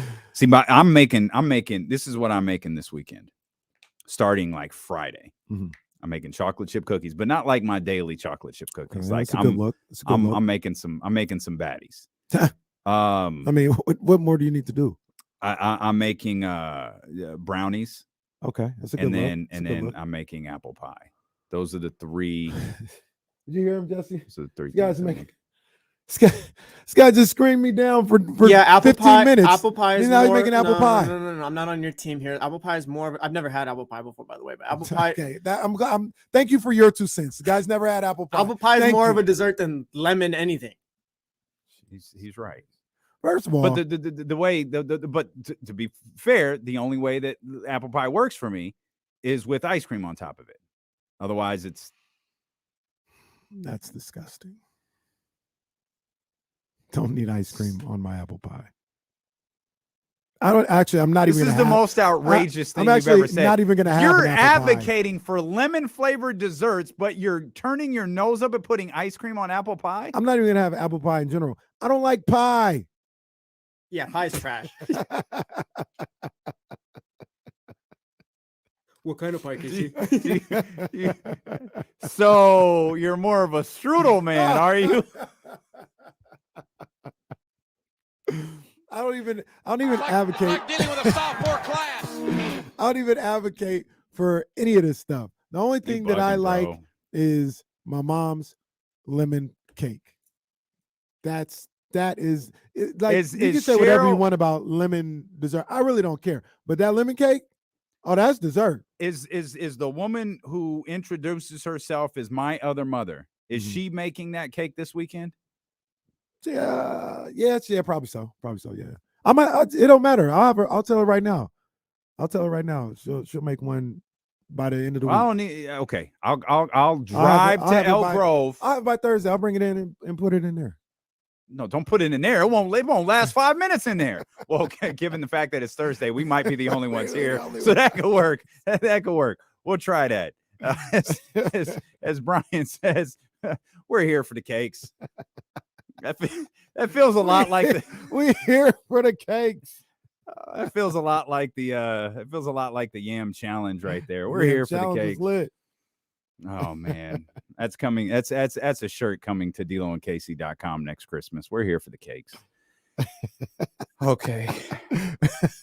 That's because I was thinking about we need some Baddie Thursday shirts, and that'll be it. Baddie Thursday. We're here for the cakes. A cartoon picture of Matt George eating a cake, getting cursed out by De'Aaron Fox. We could create like a WrestleMania poster with Matt George on one side and De'Aaron Fox on the other. The ultimate challenge. Oh man. Hey, I meant to ask you this though. Did you feel the earthquake this morning? I really don't like when you do that. Because the last time you did this, no, I didn't feel anything. I didn't either. They said it was 6.4 somewhere in Northern California. I didn't check the eye. I was in the office before I left. I didn't see any bottles on the ground. So, because this is different than that last earthquake. Yeah. If we get hit with an earthquake like that last one, them bottles is on the ground. Get out of there. Them bottles are on my wall by. Woo! They just barely making it. They just barely making it up there. That. Yeah. Cheryl in Elk Grove just responded back. I said, Damien said he wants a lemon cake. She said it'll be ready by Thursday. Okay. All right. Well, it's not exactly what happened, by the way. And by the way, let me clarify. You're going to get a piece of the lemon cake that is mine, and I'll be taking home. You guys can try it. You can have some. You ain't having the whole damn cake. That's mine. I can guarantee you I'm not going to want to eat an entire lemon cake. I just want to try it and see what all this nonsense is about. That's what I want to do. And that's not an indictment of my other mother's baking abilities. It's just you're losing me when you say lemon cake. That lemon cake go crazy, bro. I don't want to put too much on. Maybe it's just my taste buds and everybody else that had it. Maybe you guys ain't gonna like it. It's hard to tell, dude. You eat you eat M&Ms with cranberry juice. I don't know what to think sometimes. Ain't nothing wrong with that. But like I said, maybe it's just me. Maybe you guys won't like it at all. But I'm telling you, that lemon cake is bomb. The Black Basketball Channel is asking it. Is cake code word for Kush? No, man. We're talking about cake. Come on, man. No, we're talking about actual cake. You could tell Black Channel smokes a lot because everything is a euphemism for weed. you could tell. De'Aaron was hitting that jumper last night. Oh, I know what that's all about. No, fam. He was literally playing basketball. Yeah, I pulled up from about 17 feet too, yeah. Oh man, y'all weed smokers are funny. Back to as we segue here, back to the big man conversation. I'm gonna read a portion of Mike Brown last night talking about the backup 5 spot. Mm-hmm. He says it hadn't looked great as of late. If you watch the games, we've had to run Domantas Sabonis 40 minutes, and I can't run Domas 40 minutes every night, so I need to find a guy in that spot that is going to defend, run the floor, spell Domas 6 to 8 minutes a half, and play as hard as he can while trying to follow the game plan. Not fouling, boxing out, doing all the little things that need to keep that group solid for those 6 to 8 minutes. And we found it in spurts. But I want to get to a point where it can be a little more consistent. So I'm going to keep searching until I feel like that person is there. End quote. Okay. Do what you got to do, Coach, man. You've been killing it all year long. So I trust your judgment in this one in your process. He's So, clearly seen something from Rashawn and Chimezie that are pissing him off Mhm. because he didn't keep this generic. Mhm. This was not vague, not fouling, boxing out, doing all the little things that we need to do to keep that group solid. The line that stood out to me the most was the one before it. Going to defend, run the floor, spell Domas 6 to 8 minutes a half. You're barely getting 6 to 8 minutes a game Right. at this point, and play as hard as he can while trying to follow the game plan.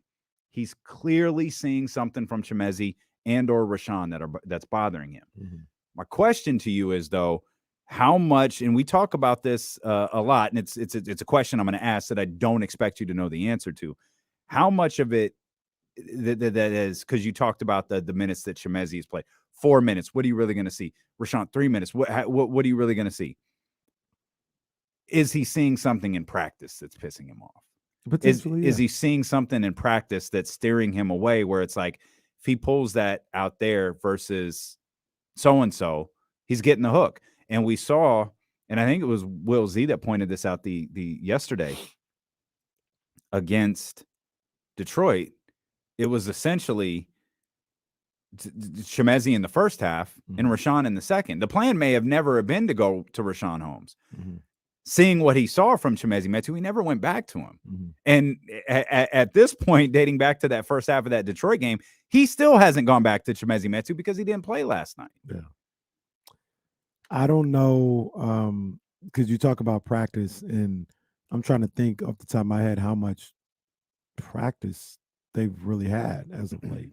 You know, I know they've had shoot arounds, Yeah. and things but they've been on the road for 2 weeks. So I don't know. I literally don't know how much it's just a practice or Sure. a shoot around or a walkthrough on the road, because they were playing every other day on the road. So could be something that, you know, he sees both in the game and in practice. But like I said, to this point, he hasn't done anything. Mike Brown hasn't done anything for me to think that he doesn't have a grasp on what this team needs or the process that's needed. So I'm gonna just trust Mike Brown in this one and say, you know what you got to do to get the most out of these guys and do what's best for the team. So do what you got to do. A quick reminder, Troy Taylor, head coach of Stanford football, going to join us 1 hour from now. Jason Jones, final hour of the show. Harrison Barnes left the game with a quad contusion. I'm checking all of our friends at practice today, and I don't see an update. Chris Biederman had one earlier. He said that, I wish I had the tweet in front of me, but he said he was limited in practice and uncertain about his status for tomorrow. Here it is. Kings say Harrison Barnes, right quad, was limited at today's practice, but is uncertain for Wednesday's game. The team says it's optimistic he'll be available against the Lakers. Okay. So that's good. I feel like he was missed in that fourth quarter. The Kings could have made that offensive run. Maybe Harrison could have helped them get a couple of defensive stops, especially with Davion out there. Yeah. Hard to tell. You know, that's what if. That's one of could be wishful thinking too at this point, because he played the other 3 quarters. One of the spots that, I kept looking for Harrison in that game was the Gordon Hayward shots. Gordon Hayward had a couple where he had a smaller guy, whether it was De'Aaron or Davion. I think maybe Terrence Davis might have been on him a couple of times, where he'd get into the lane, he'd stop, pivot around, and hit his little fall away. And it was easier to do on a guy like Davion Mitchell. Might not have been as easy on a guy like Harrison Barnes. I'm looking right now. Yeah. Drove to the basket on Keegan. He had another one, like I said, on De'Aaron, Davion. So that's where I really noticed Harrison, because that's usually his matchup to guard somebody like that. So Gordon Hayward is really good to me when he plays. Mm-hmm. Of course, that's not, his ability isn't the problem. Mm-hmm. His availability is the problem. And his availability combined with his contract is the biggest problem for most people. But Gordon Hayward's a good ball player. To me, his game is a lot like Harrison Barnes. I look at him as like, another version of Harrison Barnes. Better scorer? little better scorer naturally. Not as good as a defender. Maybe was a better scorer. I don't know if I mean, he's capable now. I don't know how much. Yeah, but I look at does him that. as like a guy that's, like 15 to 19, 15 to 20 points, in a night. Has the ability to go for more, but kind of the same type of dude in my opinion. Same type of production, I should say. Sure. Stats we watch here on D-Lo and KC. I like that. 12 threes. Got it. 12 exactly. I like 12 plus, but they got the 12. They got the 12. They were 12 of 33 last night. 23 assists last night. How do you like that? You want 25 or more? No, I don't. I want 27 plus. I want closer to 30. When you 25 plus, I feel like they probably had a good chance to win that game. I feel like 25 and below. I mean, I'm sure it won't take much effort to figure out how many games they've won at 25 and below. Or I guess it would be 24 and below. But 23 isn't enough for me. 2 assists for De'Aaron Fox, of course, 7 for Domas. Davion had 5. What'd you think of Malik yesterday? I thought he didn't shoot the ball particularly well. But I thought he was himself. Did you? Okay. Yeah, it must have just been me. I didn't feel like he was what's the word I'm looking for? I don't know that he was impactful. Like he didn't, and maybe it was because of the way that the team was playing overall. Mm-hmm. It didn't feel like normally it's happened a lot. I want to say normally it's happened several times this year where if that team they need a flare, they need a kick, they need something. It's Malik. You're going to get it from Malik. I feel like Malik was almost just a player on the floor where I feel like he's a leader. He's not De'Aaron Fox, but he can have that type of impact with that group when he's out there, or even more specifically when he's out there with De'Aaron. I didn't feel that from him yesterday.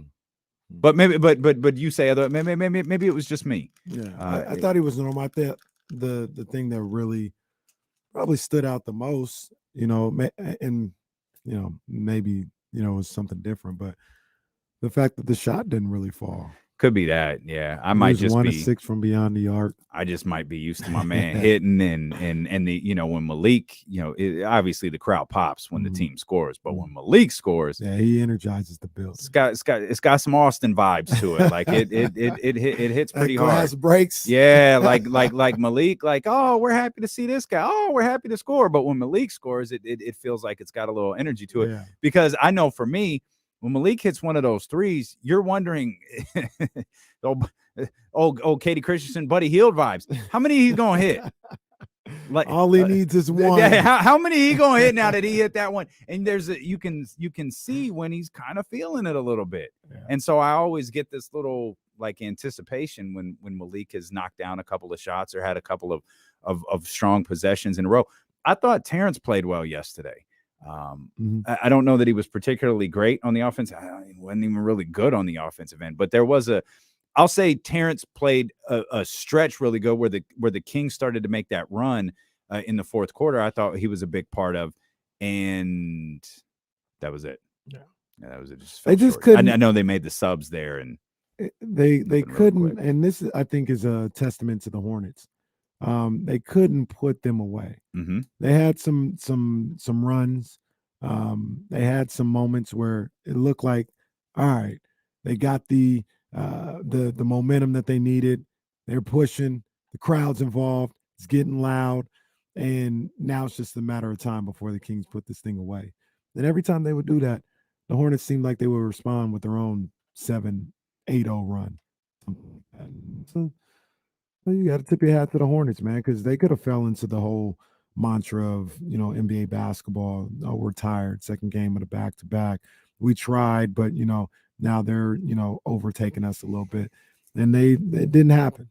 It didn't happen, man. So I know it's always about what the Kings did or didn't do. Mm-hmm. But in this particular case, I'm gonna give some credit to the Hornets, man, for what they were able to do, because they stayed with it and they saw it all the way to the end. I agree 100%, especially when you're talking about things like defense and, the stuff Mike Brown was clearly pissed off about. Mm-hmm. The Hornets don't impact the Kings free throw shooting. No, that's on all. them. And that's so, I'm not of the belief you change one variable and the outcome of the equation stays the same. If the Kings are hitting their free throws just because the math works, I don't know it's necessarily, the Kings win. But it changes the tempo of the game. Mm-hmm. It changes the way Charlotte has to play. Charlotte's now playing, with a lot more pressure on them because the Kings are hitting their free throws. The Hornets probably played in the second half less than 90 seconds of basketball that was where they were really pushed, particularly late. Yeah. Yeah, I didn't like. You're 100% spot on with that. I know a lot of people talk about the defense, and that's not to take away from Charlotte. I'm not trying to take away from Charlotte. No, not at all. I know a lot of people talk about the defense and what the Kings didn't play defense. I don't want to say like I'm never okay with them not playing defense, but their style of play is they're going to get up and down. It's going to be an up and down game. It's not going to be this big defensive battle. What you're hoping with the Kings is timely defense and spurts of good defense that allow them to, pull away from a team or get a win late in these games. So the way they play defense, I mean, it is what it is. It's whatever. The thing that bothers me the most is I think I read somewhere 24 second chance points for the Hornets. That's not good enough. And that led to part of the I think they had 72 in the paint or something like that. That's right. Yep. So 72 to 58 and 24 to 6. Second chance points. Yep. Yeah, that 24 second chance points, that can't happen. That can't happen, especially with the team that rebounds, has shown the potential to rebound as well as the Sacramento Kings do. You can't give up 24 second chance points. That's unacceptable. And I think that's, to me, along with the free throws, that's where they lost the game. There should have been a lot more situations where it was one shot and out.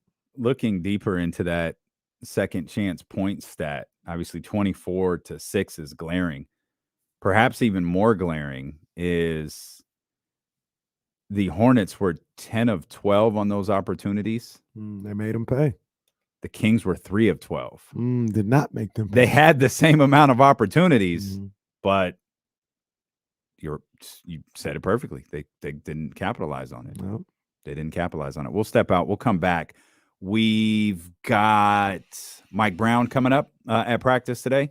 And we just talked about Malik Monk and looking at James Ham's video. Malik Monk on what he got De'Aaron Fox for his birthday.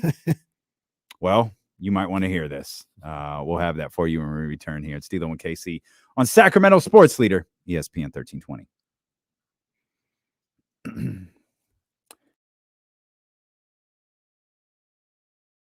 You see snowfall's back in February. Really? Oh, okay.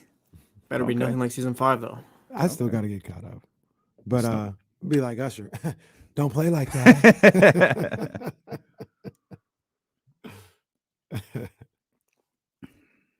Something else is coming back in February.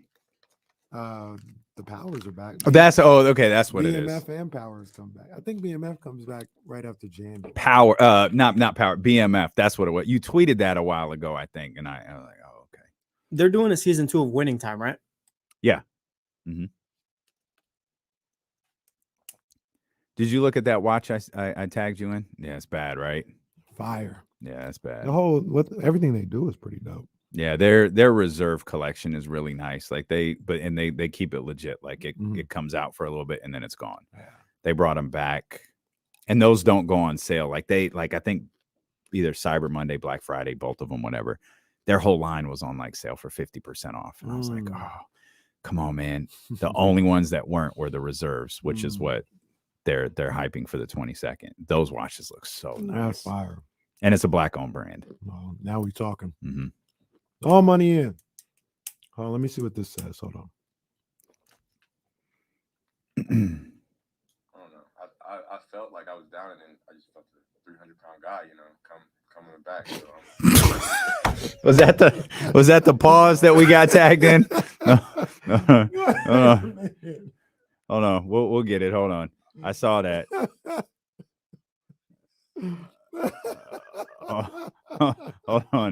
Hold on, loved ones. We got you. I don't know.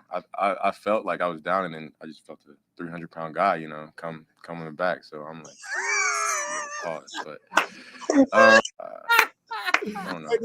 I felt like I was down, and then I just felt the 300-pound guy, coming back. So I'm like, well, pause. But I don't know. I don't know. I felt like I was down, and then Real MVP for that. Oh, that's great. He was about to go into something else. He's like, whoa, hold on, pause. He knew. Hold on.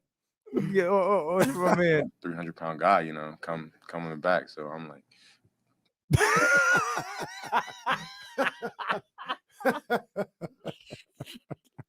the best part, he knows he's about to get cooked in the locker room too. well, pause. But oh, that's tremendous. Oh man, that is tremendous. Oh, pause. Oh man. Oh, that's so great. See, it's not just us. It's not. It's never not funny either. It's funny every time.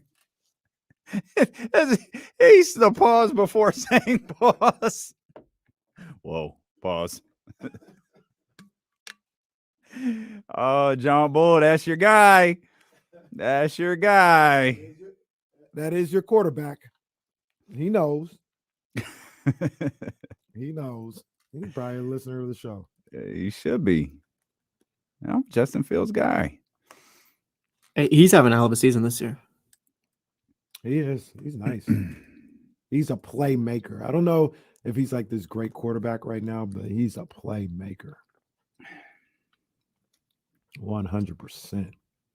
He can make a home run hitting play at any time. he heard all his boys in his head. He was just like, uh-oh.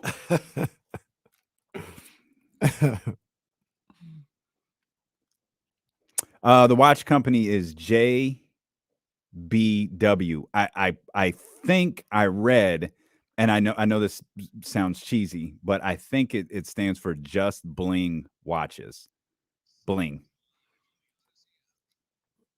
Check out JB Watches. It's great stuff.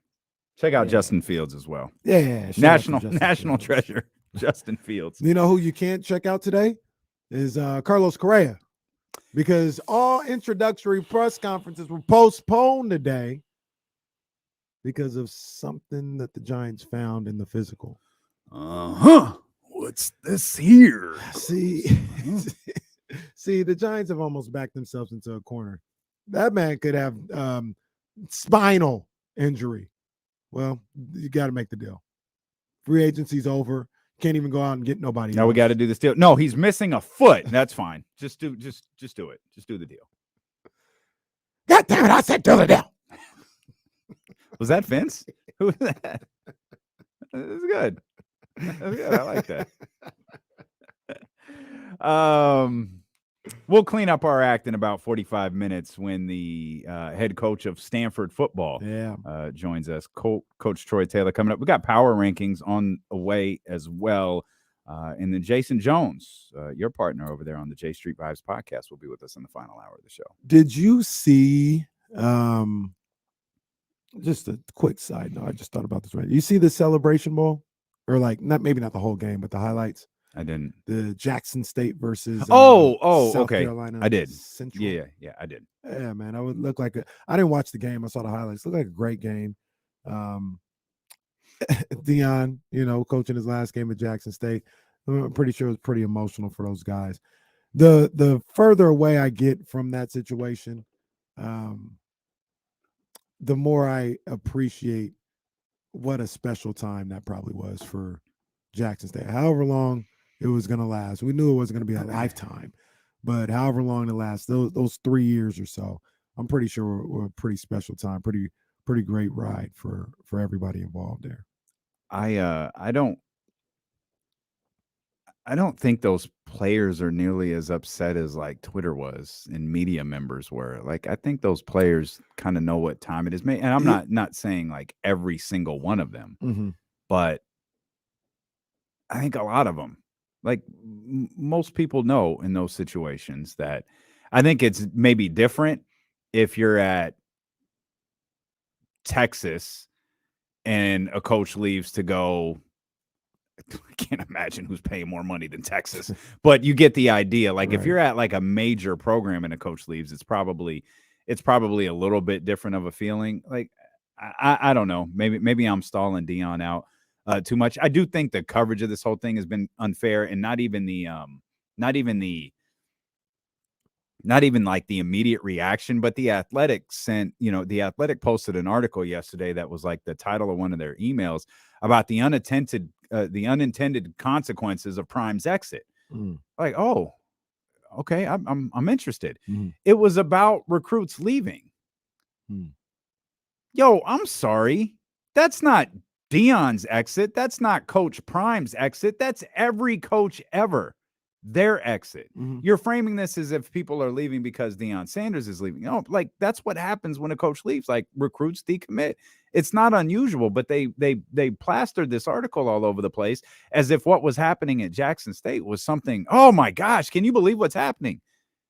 Yeah, I can. Yeah, I always said, man, the whole thing is twofold, man. Because I completely understand Deion and Deion, wanting to move on to Power 5 and that he wasn't going to be there forever. I do understand the people who who kind of believed Deion or wanted to believe Deion and hope that he was there for, something more than what he ended up being there for.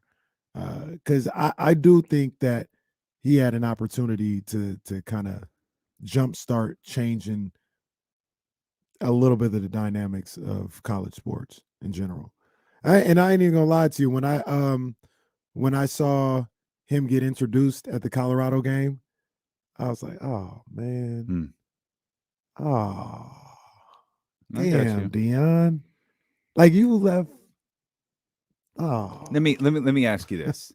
If the pay structure in that era had been similar to this, and we could verify that Deion Sanders made $100 million in his playing career, just his playing career, you can keep everything else the same. TV, endorsements, albums, everything exactly the same. But you know for a fact that he made $100 million in his playing career. Would you be angrier that he's leaving for Colorado? No, because that ain't my place. That's how when you talk about bags and money, somebody that made $100 million, who am I to tell them to not make another 30? That ain't my place to tell you, oh, you shouldn't go there because you made $100 million.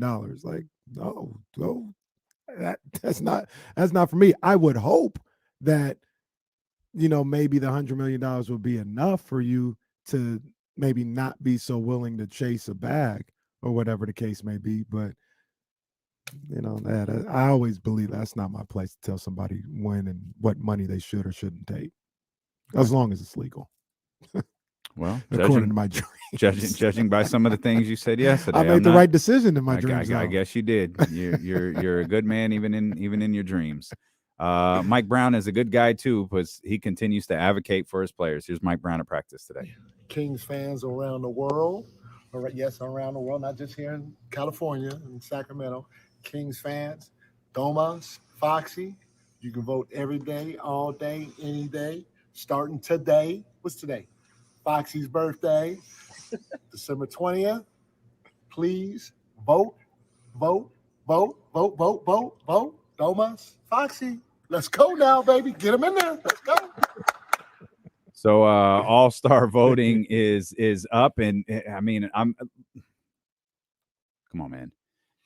De'Aaron Fox and Domantas Sabonis aren't getting voted into the all-star game. No. But vote for them every damn day. Yes. Vote for them every damn day so those totals are high, and those coaches can be reminded that these guys deserve to be in the all-star game. There's going to be players that you roll your eyes at that are probably going to get voted into the all-star game. There's going to be guys who, by the time the all-star game will have gotten here, will probably have missed double-digit games. They're going to get voted into the all-star game. There are going to be guys who you don't think are all-stars who are going to get voted into the all-star. Doesn't matter. Vote for De'Aaron Fox. Vote for Domantas Sabonis. Do it every single day and get these guys to the all-star game. Absolutely, man. They deserve it. They absolutely deserve it. And I know we talked a little bit, and we've talked a little bit in the past about De'Aaron and how tough it would be for him to get in. I think he absolutely deserves to be in the all-star game. His play this year, what he's done, what if we're talking right now, what he's led his team to right now, he absolutely deserves to be in the all-star game, man. And I hope he gets that opportunity. I really do, because you take it back to the summer and everything that he did preparing himself for this season. He worked his ass off. I mean, he really grinded, and for him to see the results, the way this team and himself has started this season, I think an all-star nod would be a worthy reward. I really hope him and Domantas get in there, because they both deserve it. Me too. And you're a hypocrite if you tell people to vote and you don't vote yourself. So I'm casting my votes for De'Aaron Fox. I'd argue this is the most important election in history. This is bigger than the Herschel Walker runoff. Getting Domantas Sabonis and De'Aaron Fox to the All-Star game is an absolute must. And I'm looking at, come on, man. I'm looking at this front court list. What are we doing? I said this shit. This is not a conversation. Domantas Sabonis being an all-star is not a conversation. It's a certainty. It's not a prediction. It's a spoiler. Domantas Sabonis. I'm looking at this list like, there are worthy guys like Jeremy Grant's having, and by the way, I'm taking the obvious out. Like, I'm taking the LeBrons and the Jokic. I think Zion gets a nod somewhere, but see, this is the stuff where I have to mentally prepare myself to be pissed off. You putting Karl Anthony Towns in the All-Star game? Absolutely not. Absolutely not. There's no. That's not even a discussion. It's really not. Could Mikal Bridges put Mikal Bridges in there? He might. Mikal Bridges has played really well this year. Numbers probably don't line up, but Mikal Bridges has played really well. And whatever Phoenix is doing, he's been their second best player. You can't have Mikal and DeAndre. Can't have them no, both. DeAndre don't need to be on the All-Star team. No, absolutely not. You got to. I agree. You got to pick. Go vote. Did you catch that one point? Drake kind of got me. You see on that one track where he says, "I ain't never voted." Wait, what? Yeah, on one. I forgot what track it was. I think it was Rich Flex. Oh, you said Drake. Yeah, he said. I thought you said Drake. He said, "I." I was like, wait, what? He said, "I ain't never voted." I was like, "Oh, that's disappointing." I forgot he's Canadian. I forgot he's Canadian.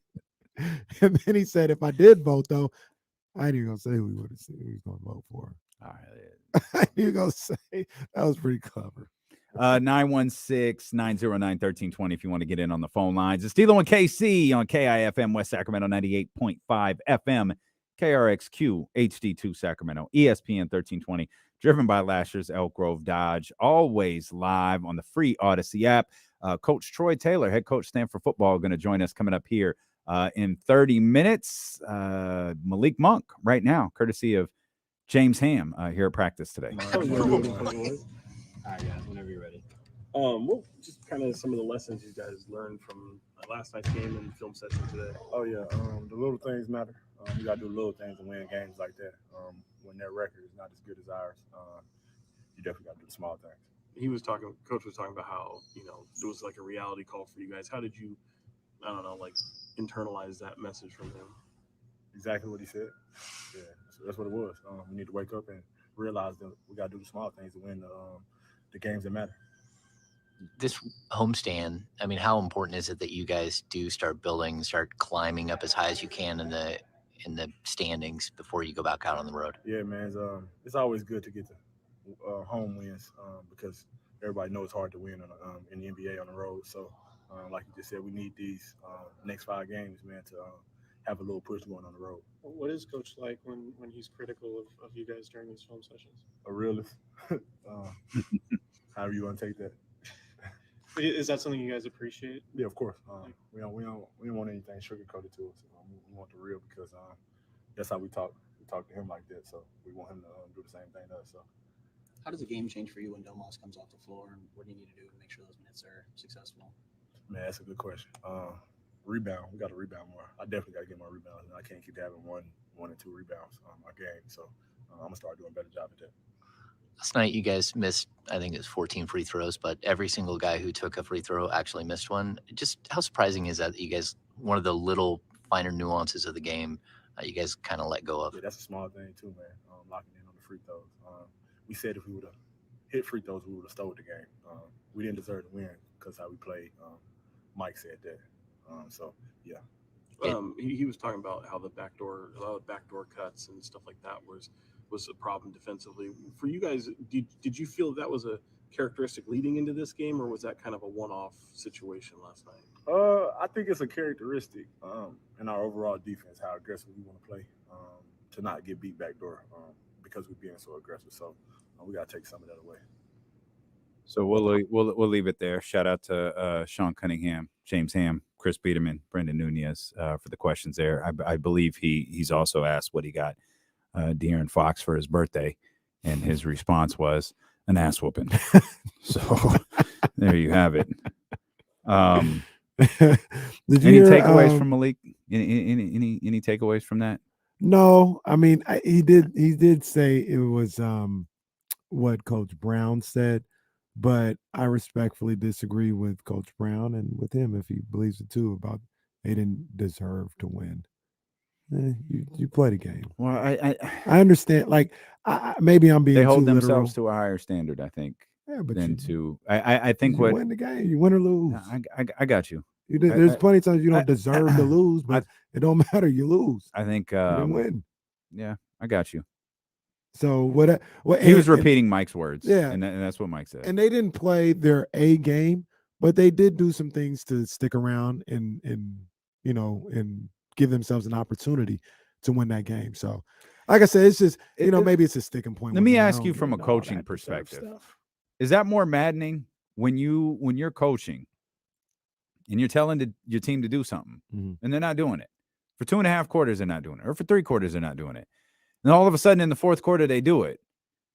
Is that more maddening to you? Like, yo, this is how you win. What you're doing right now, and then you make the run, and then now you're in a tighter game. Like you've made the run. Let's say you were down 10 and now you're down 2. That's similar to what happened with the Kings last night. And now you're just in a fight to get to the finish and win. Yeah. Is it more maddening when your team does that? They don't respond to you for 2 or 3 quarters, and then all of a sudden in the 4th quarter, for some reason they do?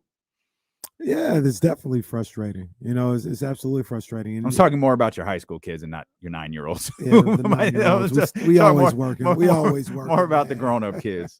But yeah, absolutely, man. It's definitely maddening for sure. But the one thing that I always remember, and I gotta stay on the kids, Mike Brown, gotta stay on the professionals. Sometimes it's not that they're like not listening, they're just not executing for whatever reason, whatever mentally, they're not engaged. Maybe they're physically ailing, maybe they're just not up to staying in that stance long enough. For this game or whatever the reason, the flow of the game, the feel of the game, the feel of the opponent. And you just got to stay with them, keep preaching what you're preaching. And then you hope to get it in time to be able to win that game. Sometimes sometimes you can't, sometimes you do. And you can come back and you say, hey, we would have handled business like this in the first half. We would have made our night a lot easier. We got to remember that for the next game and all this other stuff. But, it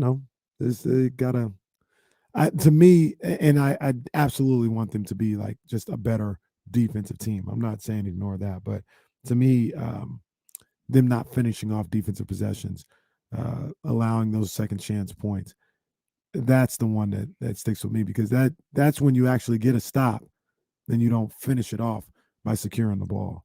That's frustrating. Has Wednesday turned into another one of those games? What? What are you laughing at? Another one of what games? Those games you were talking about yesterday. Those situations. How are they going to respond to this one? I thought you were going to say like must win or something. No. But we were talking about this yesterday, like where the Kings keep finding, well, if they do this, it'll prove this, or if they do this, it'll prove that. Like if they can get through this game, it does this. Now that they've lost to Charlotte and the homestand that we spent hours talking about yesterday, it's like, okay, you dropped one against the quote worst team in the league. Mm-hmm. And now you've got a difficult Los Angeles Lakers team. You've got the greatest player of all time coming in here. Mm-hmm. Okay. Is it another one of those? How are you going to respond? Not necessarily for me. Okay. You know, it would Friday if they Terrence says it's must win. Andrew with the we're gonna learn a lot about this. That's what I'm asking. We're gonna learn a lot about this team on Wednesday. Nah, man. I don't feel that way. If they were to lose on Wednesday, Friday would be that. Friday. All right, come on, man. You didn't drop 2 at home. Now, how do you bounce back from that? So that if there was a loss on Wednesday, which I don't think they're gonna lose on Wednesday, but if there was a loss on Wednesday, Friday would be that type of game. They win it on Wednesday though. Confident. Yeah, I'm confident. Okay. Yeah, I'm confident. With or without the King? Yep. I would really prefer LeBron James to be here. Like, and he gonna play. I can't stress this enough. Like, there's not much time left. No, I do hope LeBron is here. I want to see him play. Yeah, I want to see LeBron James play as many times. I think as yesterday, possible. I don't think he was hurt. He just second night of a back-to-back. They got the win on Sunday. They probably weren't going to beat Phoenix regardless. So, all right, let me rest up and be ready for Wednesday. I think he's going to gear up for Wednesday. Too small for Phoenix? Is Phoenix too small for the Lakers? You need to get your boy Pat Bev. That's not my boy. That's your boy. I told y'all about him when he went on that whole ESPN rant. I said, yo, get this dude out of here, man. ESPN. I used to really like Pat Bev. I turned, now you want to talk about a heel turn. I used to like Pat Bev, but I think this is a babyface turn. I don't think it's a heel turn. I think he turned babyface. But when he was in the bubble, talking crazy to Dame, and I put a lot of the blame on the Clippers struggle in the bubble on Pat Bev. Mm-hmm. I really do. It's Struggle probably in the unfair. bubble is going to be the name of the 30 for 30 on that Clippers team. It may be unfair, but I just thought his energy and his clownish behavior on the sideline while he couldn't play, instead of, he always talking about he's some type of leader. Like, there was no leadership qualities. There is nobody in the National Basketball Association following Patrick Beverley. No. So if there's no one following you, you are not a leader. Not at all. The only thing Pat Bev has done that's been really good, or that I enjoyed, I should say, he's done a lot to get to this point. I don't want to disparage that. But have you seen his double flop against James Harden? It's hilarious. Is it? I'm sure it's YouTube. Is the official name double flop? I don't know. I gotta see what. So but it is. I need to see it. It's now. hilarious. That is the best thing he ever did. I'm sure I've seen it now. Oh, all right. All right. I'll have to search for it. He's going up against. Here it is, right here. Yeah, I put in Pat Bev double flop, but he's going up against the Rockets. He's guarding James Harden, and it's just glorious. That's the best thing Pat Bev ever did in his NBA career. Absolutely, hands down. I'll find it later. Yeah, his behavior yesterday was goofy, and barking at Chris Paul was silly. Shout out to Shai Gilgeous-Alexander. We know how much the NBA SGA. loves him. Well, Kings fans should love him a little bit too, given the fact that he hit one on the Blazers that kept everything right in place after the Kings lost to the Hornets last Big ups night. to SGA. And I assure you, there is nothing wrong with watching the standings 28 games into the season. We're not used to this. It's new to us. So the Jazz lost too. Shout out to our boys in Cleveland. Donovan Mitchell doing what he do. Utah 17. I don't know if Utah's going away. I don't. If they're right now, them and Dallas are hovering around the 9 and 10. I hate when you do that because I have no idea what you're laughing at. Just on the Pat Bev thing again. The flop or the Chris Paul The thing? flop. You got to tag me in it, man. I want in on this fun. This is ridiculous. This is ridiculous. This guy crazy. Utah is hanging Sorry, around. that was so unprofessional. I'm sorry, but that was some funny stuff. So like we're professionals now. You got to be kidding me. They're hanging around where Dallas is at the bottom, 9 and 10. If they're in that vicinity in the final month of the season, do you think they call it? Yeah, I think so. I think so for sure. I don't think they're gonna like. Well, Danny isn't gonna fight super hard to keep this team above water. I think the way the standings are right now, I think that's about what you're gonna see. I don't know if the Lakers are gonna be able to do it. There's a report. So you got out the there. Warriors out because right now the Warriors and the Lakers it's are about out. where it's gonna be at. I think I got the Minnesota Timberwolves out, so I think the Warriors might take the place of Portland or Utah. And if I had to guess, I'd say it'd be Utah. Not Dallas? Dallas is in there right now? Yeah. Yeah, they'll take the place of Dallas. I think but I'll say this. Or they might not. The Warriors might not. If Steph Curry we already talked about it when he first got hurt. We're not going to change our tune because they won one game in Toronto. It's going to be crazy to see I'm interested to see what it looks like January 2nd, 2023. Their record, where they're at. They're on the road right now. Mm-hmm. It's tough. When they come home, they got some tough games. You could be looking at a Warriors team potentially that's 6-7 games below 500. Man, that feels like a stretch. I mean, they're one game below right now. I don't know that they're gonna. I get it. Like I understand what you're saying. It seems crazy just because it's the Warriors, it's the defending champs, and you wouldn't expect that to happen. But between injuries and the part of the schedule that they're on right now, like I'm looking. I don't think they're gonna win the next 2 games. I don't think they're gonna beat Memphis on Christmas Day. Let's say roughly, and we could do percentages.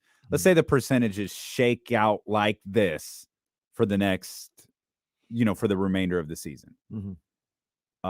And we'll pull Utah out and put Golden State in. So Golden State, anywhere from 1 to 10. Mm-hmm. Are they the most dangerous team in the Western Conference in the playoffs? Not in my opinion. I don't like the way they defend or their lack thereof. Okay. I don't like their bench either. Got power rankings coming up, and Coach Troy Taylor joins us. I think New Orleans is to answer your question. It's a good call right there. That's a good call right there. No love for Memphis. Memphis, number 1 seed in the West. Yes, cold world. We'll come back. We'll talk. We've got power rankings coming up for Week 15, and Troy Taylor, head coach for the Stanford football team, joins us on Sacramento Sports Leader, ESPN 1320. Here, you gotta see it before we go. Come on, man. Come on, man. This dude, man, Pat Bev, crazy for this, bro. It's an all-timer, man. Oh. Come on. Why he fall like that? Oh, That then this one, he had another one that I didn't even realize. This one was crazy too. That's the first quarter.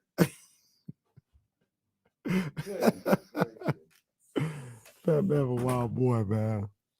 Let me get my 13th round in one time. Hold tight, everybody. Hold tight. Let's see, which one am I going to use? Let's use this one. Because I want to make sure I got everything straight. Hold on. Guys, give me a second. I want to make sure I got everything I need. I don't want no mess.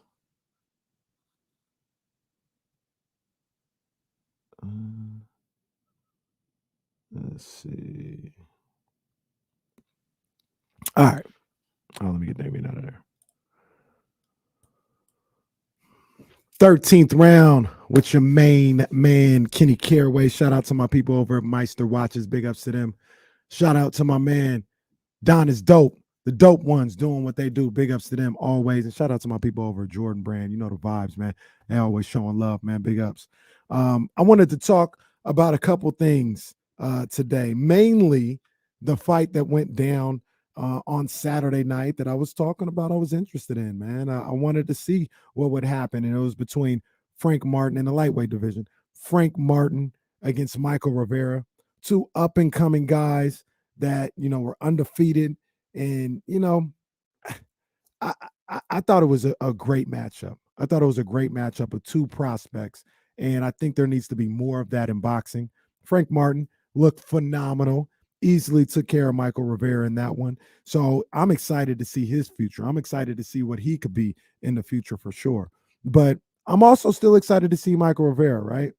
And even though he didn't take care of business and wasn't able to beat Frank Martin, I want him to be an example for the rest of the young guys in boxing, where you can take a fight like this. You can take an undefeated fight between two young fighters. And if you win, great. It catapults your career. If you lose, don't discard him. Make sure he's out there still having an opportunity, still looking like a prospect. We talk all the time about if you lose a fight, you shouldn't be looked at as some type of bum. He went up against another top prospect. He lost. Michael Rivera should be right back in the picture. And hopefully one day, maybe Frank Martin's a champion and Michael Rivera is a mandatory and they can get it on again, man. So I want to give a shout out to both of those young guys, man, for taking on that challenge. Also, before I get out of here, I want to give a big shout out to Dr. David's cousin, Faith, as she advanced to the Silver Gloves tourney. She fights in the regionals early next year. And I want to give her a big ups and good luck in her journey to be a Golden Gloves champion.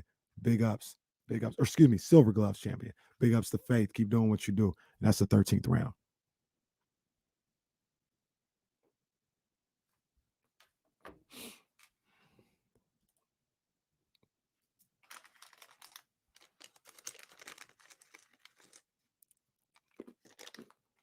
You see Argentina's like the little parade or whatever for the World Cup got so crazy that a helicopter the guys out of there. Oh man. Man. People were jumping off of overpasses into the team bus. Oh my gosh, bro. Settle down. Yeah, one guy didn't make it on the bus. I would imagine.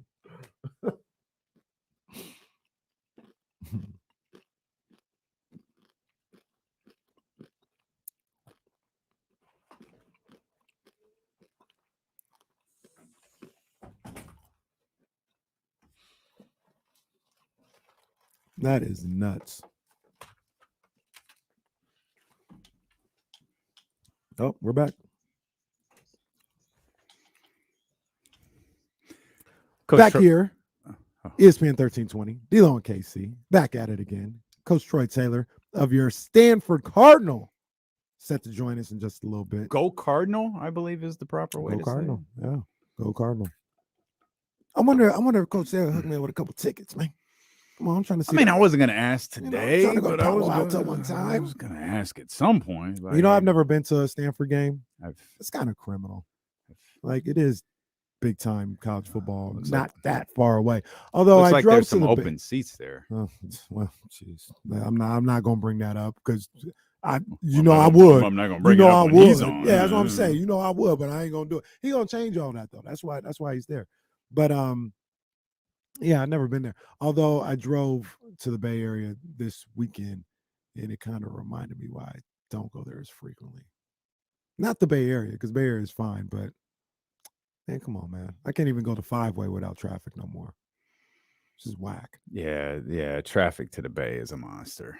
This is whack. It's a monster. Why don't we go ahead? So Coach Taylor is going to join us here at the bottom of the hour. We'll get back to the Kings as well. Jason Jones, the professor, indeed. The final hour of the show. But They say this is a big rich town. I just come from the poet's part. Come on, man. Bright lights, city lights. I gotta make. I got some changes. Ooh. Not sweeping changes, but some changes. Okay. What you talking about? Well, I mean, I go first if you want. Yeah. I went ahead and put the Vikings in at number 5. Put the Vikings in at number 5. I put them in over the Cowboys. Cowboys lost to the Jaguars. They gotta win their way back here. 11-3 team, and put the Vikings in. You want to wipe that stupid look off your face? What's the problem? All right, I'm gonna listen to the rest of the list. Put the Bills at number 4. Okay. And this is where the movement was. Okay. Is the San Francisco 49ers jumped the Buffalo Bills. Mm-hmm. I put the San Francisco 49ers in the greatest quarterback of all time, Brock Purdy, up at number 3. Okay. No changes at the top. Kansas City at number 2. The Philadelphia Eagles at 1. I very much believe the Philadelphia Eagles are the best team in football right now. I think they are a better team right now than the Kansas City Chiefs. I think you get to the playoffs, we'll see what happens. But right now, week 15, I'm kidding. Fam, the NFL season is almost over. I got the Philadelphia Eagles at 1. So I went Eagles 1, and I believe they are the best. I went Eagles 1, Chiefs 2. 49ers at 3, just a smidge bit over the Bills. And I put the Vikings at 5 over the Cowboys, who lost this week. Okay. And yes, I still do not buy the Cincinnati Bengals. How do you buy the Minnesota Vikings? I don't. I would have much rather you said I just got a 4-team power rankings as opposed to putting the Vikings ahead of the Bengals, which is, we're not even going to kill the suspense because our power rankings is the same except for that. Bengals are at 5. I don't buy the Bengals either, man. I don't know what you want me to do. Get the Vikings out of there. Why you get the Bengals out of there? Okay, from now on we're doing 14 power rankings. I just don't buy the Bengals, man. I'm sorry. I think the Bengals are actually really good. I think they're a contender. I don't know why. I've been like this with them all year. I don't know why. Some you see or some you don't see. Understandable, but I think they're a contender. I got them at 5, and then I got the same thing. Bills at 4, Niners at 3, Chiefs at 2, Eagles at 1. I really wanted to put 49ers at 2, but I mean, the Chiefs are who they are. I think the 49ers, I agree with you, the Eagles are, if you have to give somebody a title, the best team in football, you'd have to give it to the Eagles. I think if the Niners played them, I think they beat the Eagles. For all year, most of the year, I've thought the 2 best teams in the NFC were the Cowboys and the 49ers. I don't feel that way anymore. I think it's the 49ers and the Eagles. It's not by a ton. I still think the Cowboys are good. I'm not super down on them because they're lost, but I'm making some adjustments. These are week-to-week power rankings based on wins and losses. We're making some adjustments to them. But I don't know. It's the Cowboys just a notch below right now in my mind of those 2 teams. And I don't know what we're going to learn this week. If Jalen's obviously hurt. How hurt is he is an entirely different question. the game does matter. They haven't clinched the division. All 4 teams in the NFC East, I believe, are still in the playoff picture as we speak. So it's not like the Philadelphia Eagles got a couple of meaningless weeks ahead of them. And I don't know what that team looks like if you take Jalen Hurts off it. So he is He's an the MVP. backup again? Did we talk about this? Is it Trace? No, that was no. That's the third. The kid from Penn State is the 3rd string quarterback in Arizona. That's right. Because Colt McCoy got hurt. Gardner Minshew's the backup, and in Philadelphia. They can't wait. You know to get how I him in feel there. about that. They would. That's love part to of the get him reason in they there. was hating on Jalen to begin with. Yeah, it's because that dude was back there. They love that dude for no damn reason. No damn reason at all. They love that dude. Nah, the Eagles are really good, man. They're really good. And like I said, if you got to put a title on it, they absolutely have earned the spot to be called the best team in football. I feel like with the 49ers, if you're a 49er hater like a Ramsey or somebody like that, you just hoping this Ramsey really does hate the 49ers. He really does, man. He likes 27 teams in the league, but he really hates the 49ers. You're really hoping that this whole Brock Purdy thing is going to come back to earth. You're kind of like hoping that he's not good and like conventional wisdom is going to come back and he'll play like the last pick in the draft should play. Because if he doesn't, with that defense, they're not losing. Like if he plays like a 3rd round pick as opposed to the last pick in the draft, they not losing. Notice I didn't even say he got to play like 1st rounder. He just played like a 3rd round pick, just somebody solid. Russell Wilson was a 3rd round pick, like somebody solid. How's that going? Well, it took a while, but it's not going well. What was Dak? 4? Was Dak 4 or 3? I think he was 4. I think he was 4 too. He was 4. What's the name? Was a 2nd round pick? Jalen Hurts, 2nd round pick. Yeah. So, yeah, if he does that, I think the Niners are gonna go. But like I told you, I'm already prepared for them to like. They're gonna at least make the NFC Championship game because that is going to make everything so much more convoluted with the future of this team. And a divisional round loss doesn't do that. I feel like it's convoluted now, and it ain't been but 2+ games. I know, but if he loses in the wild card, it's easy. It's easier. Loses in the wild card as a 3? Yeah, it's easier. It's easier to be like, yeah, he's cool. Like it's still gonna be there. But yeah, what are we talking about? When the games got real, he lost. What if the score is 41-35? Meaning it's that, and I get it. That seems impossible. The Giants ain't scoring 35 points in 3 weeks. Well, that's true. But no, I get your point. Yeah, I mean, I guess it'd still be pretty loud. I think it's going to be loud no matter what. Unless something changes in the regular season. I think it's going to be loud no matter what. I don't think anything that happens in the playoffs is going to influence what happens with the 49ers next season because Jimmy's gone. Yeah. Right? Jimmy's gone. No one's going to go, oh, man, yes, R.I.P. Jimmy, who's alive and well. No one's going to go, man, if the 49ers had just had Trey Lance back there, man, they would have won. In 3 years, Kenny is going to count this as the 49ers' 21st Super Bowl, saying, man, if Trey Lance had just been out there. I mean, no one's going to do that, though. No one's going to do that. I might. So the conference. Well, you might. You might. If you had to start a quarterback out there. We've also have established how irrational you are when it comes to the 49ers. I'm speaking facts. They should have at least 10. I think last count it was 11. But they should have at least 10. These are facts. I'm not even just saying, oh, they lost the game. I'm talking about the situation, who they were leaving. Come on, man. Come on. Totally rational behavior. Should have at least 10. Totally rational behavior. Outside of this first round, like Bill Simmons, shout out, he has a thing they call the shaky game, right?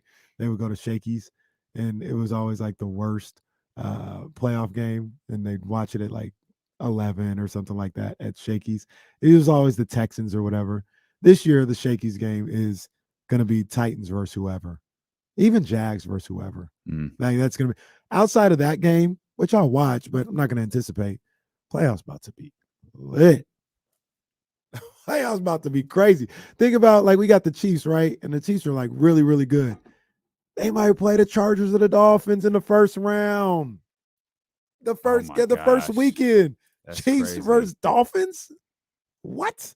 Oh, I'm must see. Wait, TV. who's the 1 seed in the AFC? The Bills. Oh, it's still the Bills. I really want to like the Bills more. Yeah, I really want to like the cut off Bills the more. Bills.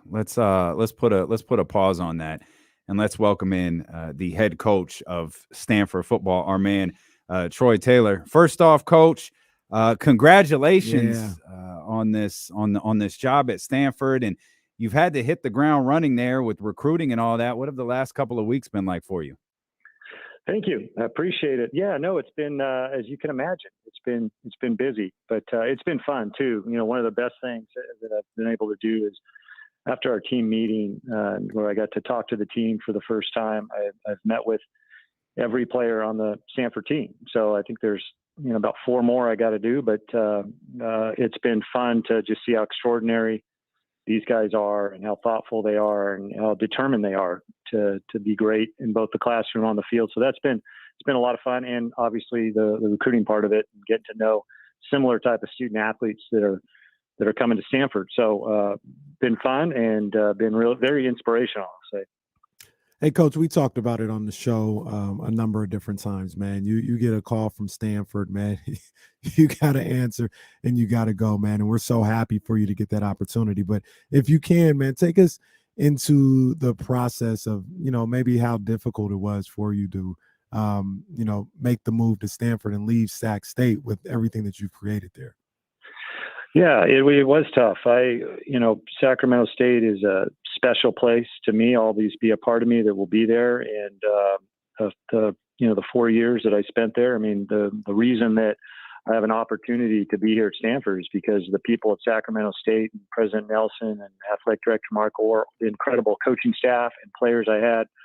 I love those guys. It was an incredible 4 years. It is tough to leave them behind, but I'm going to be rooting for them. And actually, we play them, I think, game 3.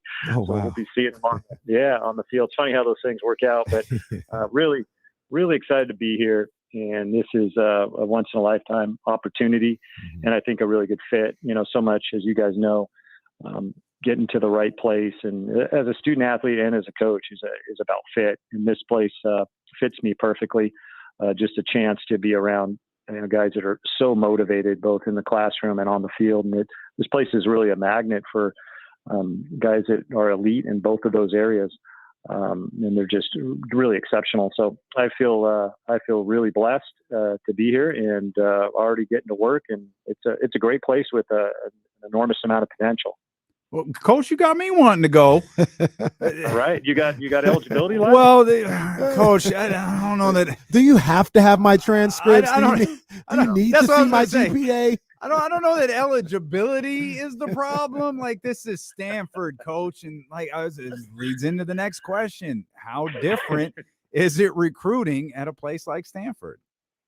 Yeah, I think it's definitely different, and there's a couple of things. There's only so many student athletes that are going to be able to measure up and be able to get into Stanford as a student athlete, and so that's going to limit the amount of guys that you recruit. But that being said, I think our reach and our reputation is all the way across the country. So you might have to go get on a plane and go across the country to get some of these guys, but there are plenty that are out there, and there are plenty that are drawn to being elite, both in the classroom and on the field. And obviously California is an exceptional state for us, but we're going to go all over to find them. And as long as we put forth the effort and we're passionate about what we're doing, there's plenty of great players out there that want to come to Stanford.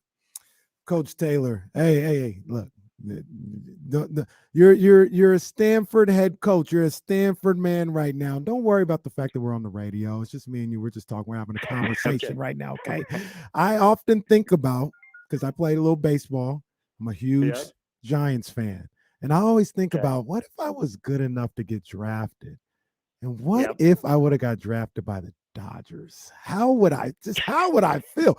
I ask because you got Cal roots. Yeah. You're a Cal man, and Yeah. now you're on the other side of the bay, man. Hey, you got a job to do. You're a professional. You're a great coach. But that's got to, you got to be sitting in your living room at some point being like, man, I'm with Stanford now. That's crazy. Yeah, it is. It's definitely a unique situation, and I thought of that a lot. Going to Cal, I was never one of those players that didn't like Stanford or said derogatory comments. I always felt like we were pretty kind of in similar boats. Two great institutions that are challenged with the same things, and I love Cal. Always will love Cal. It helped forge who I am. Yeah, now I'm a Card, and I'm really excited to be here. I've gotten a lot of text messages from teammates and alums that have been half joking, half serious, I think. But yeah, I feel lucky to be here. There's no other place in the country that I'd rather be than here at Stanford. There's a little bit of truth in every joke, Coach. Just remember that. Just remember that. So this is perhaps the biggest Stanford question I could ask. Have you seen Tara Vanderveer smile yet? She's one of the first people that reached out to me, and obviously I've been a big fan of hers. And she came and she spoke to our recruits at a recruiting activity on campus this past weekend, and I think everybody was ready to play for her. She's really exceptional.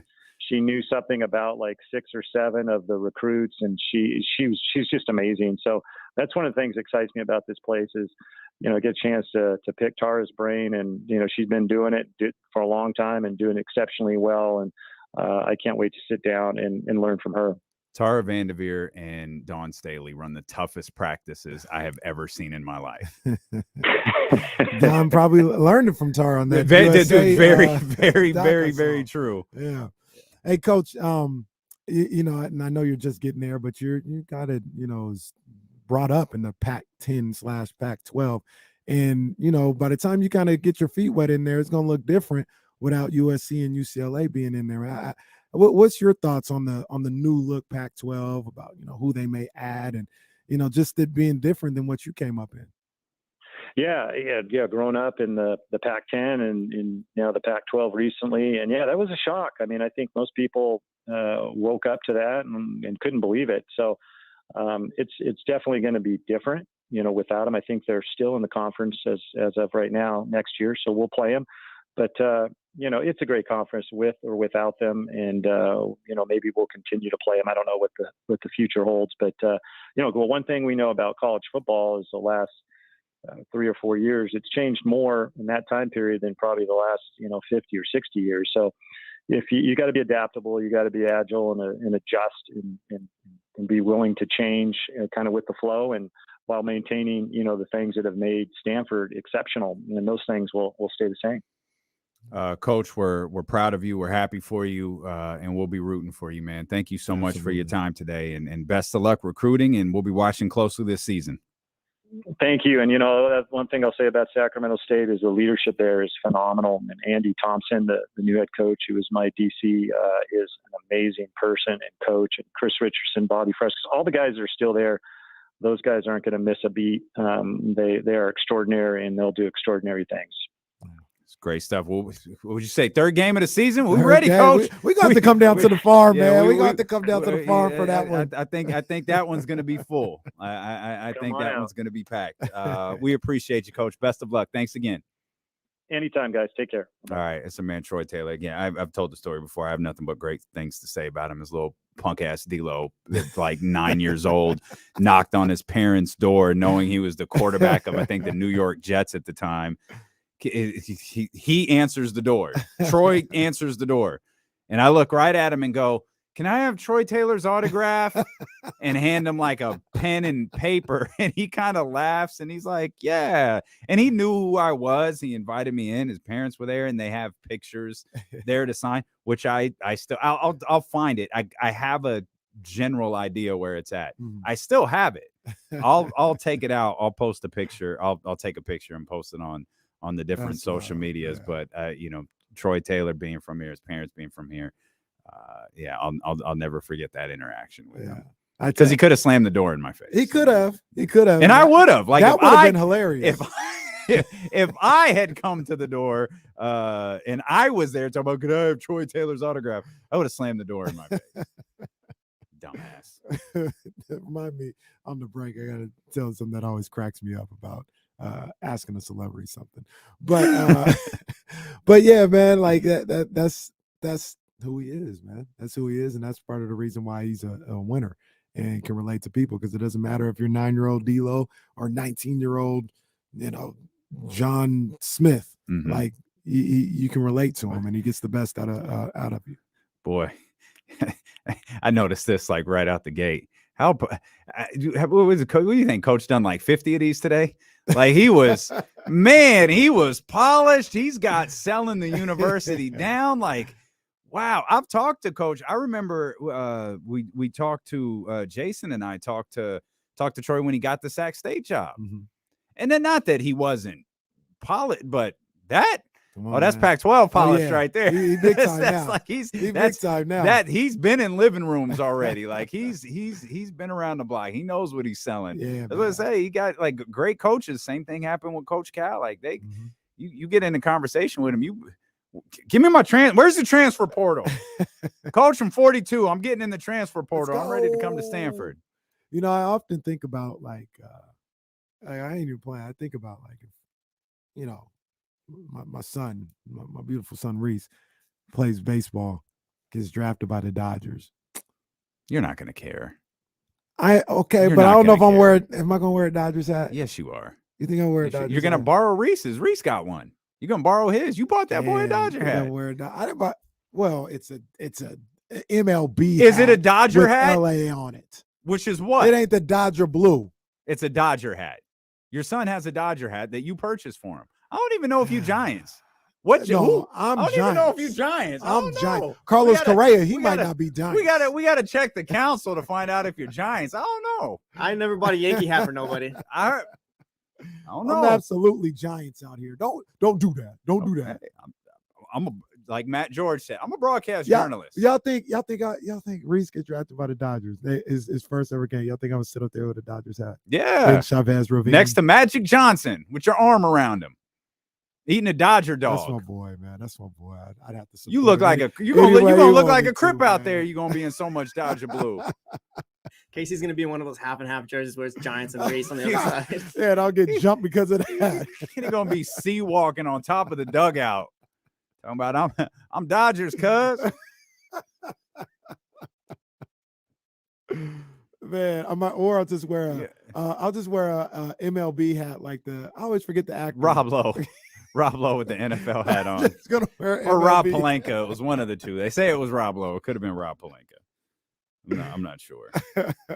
Now we got to stop this. Tyler Jennings in here talking about okay Dodgers show. I mean, stop it. It wouldn't be the first time. Stop it. Okay, Lake Show. Oh my gosh! Wow.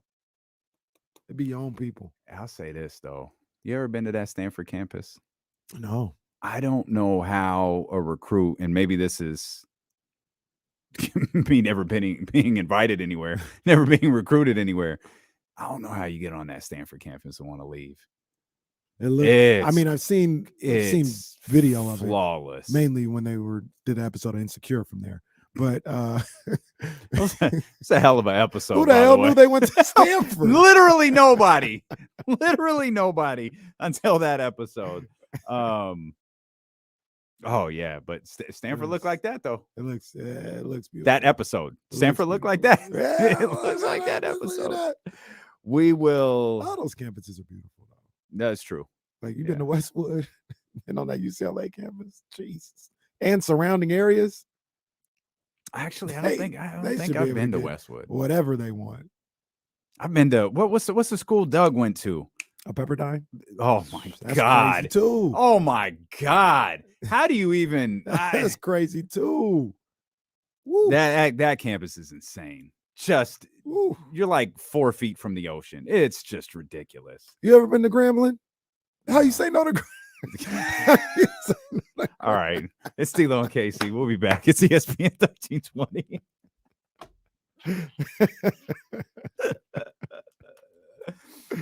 How you say no to Grambling? You don't. You don't. Shit, after the Sac State game, how you say no to Sac State? Man.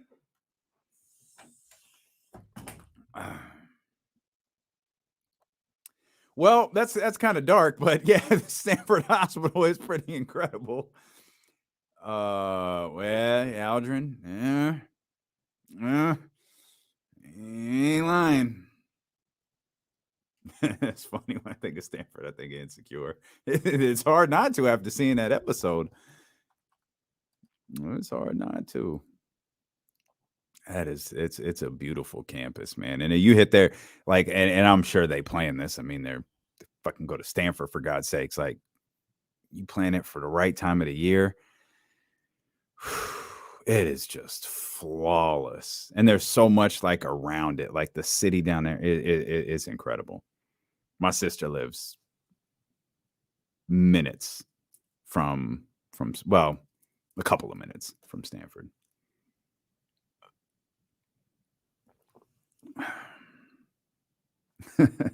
Stingers up indeed. Stingers up indeed.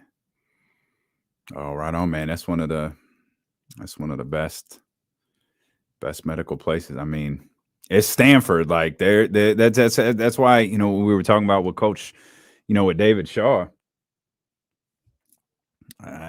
Stanford wants to win football games.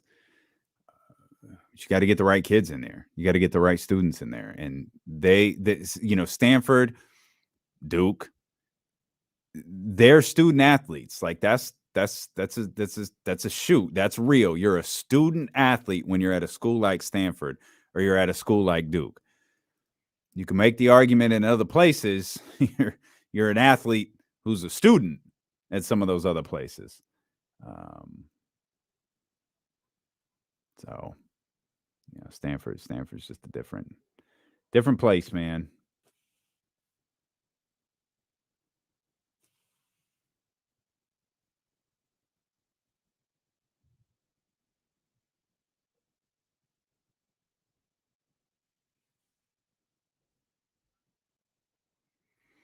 College is a good time, man. What's that? Say college is a good time. Yeah. Yeah, I often wish I had gone off to college, but I started in radio. Yeah, I guess I could have. I don't know. I would have been focused enough for that long. I was interning. How old was I? I was 21. I could have done it. Just go back now. I'll go with you. Let's go. Where you want to go? I'll go back to Sac State. It's fine. Wherever. I'm down. Is that Kyle? Yeah. The dinner break. Man, it's 2:47 already. Yeah, they didn't make them pay that, did they? It wasn't even the real bill. Oh. Oh, I hate that. I hate when they're like that. That's a joke. Like, man, these motherfuckers ain't got no money. Well, it's the principality of the situation. Rook. I get it. Rook. Oh man, Kyle just got a dope Monarchs hat.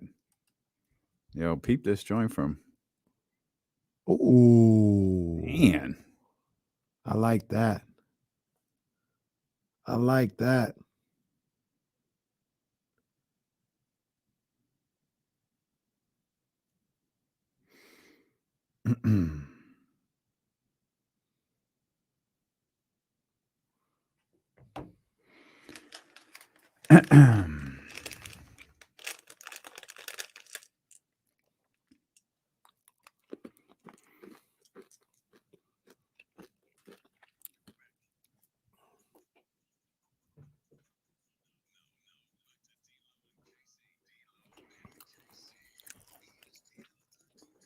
Two things.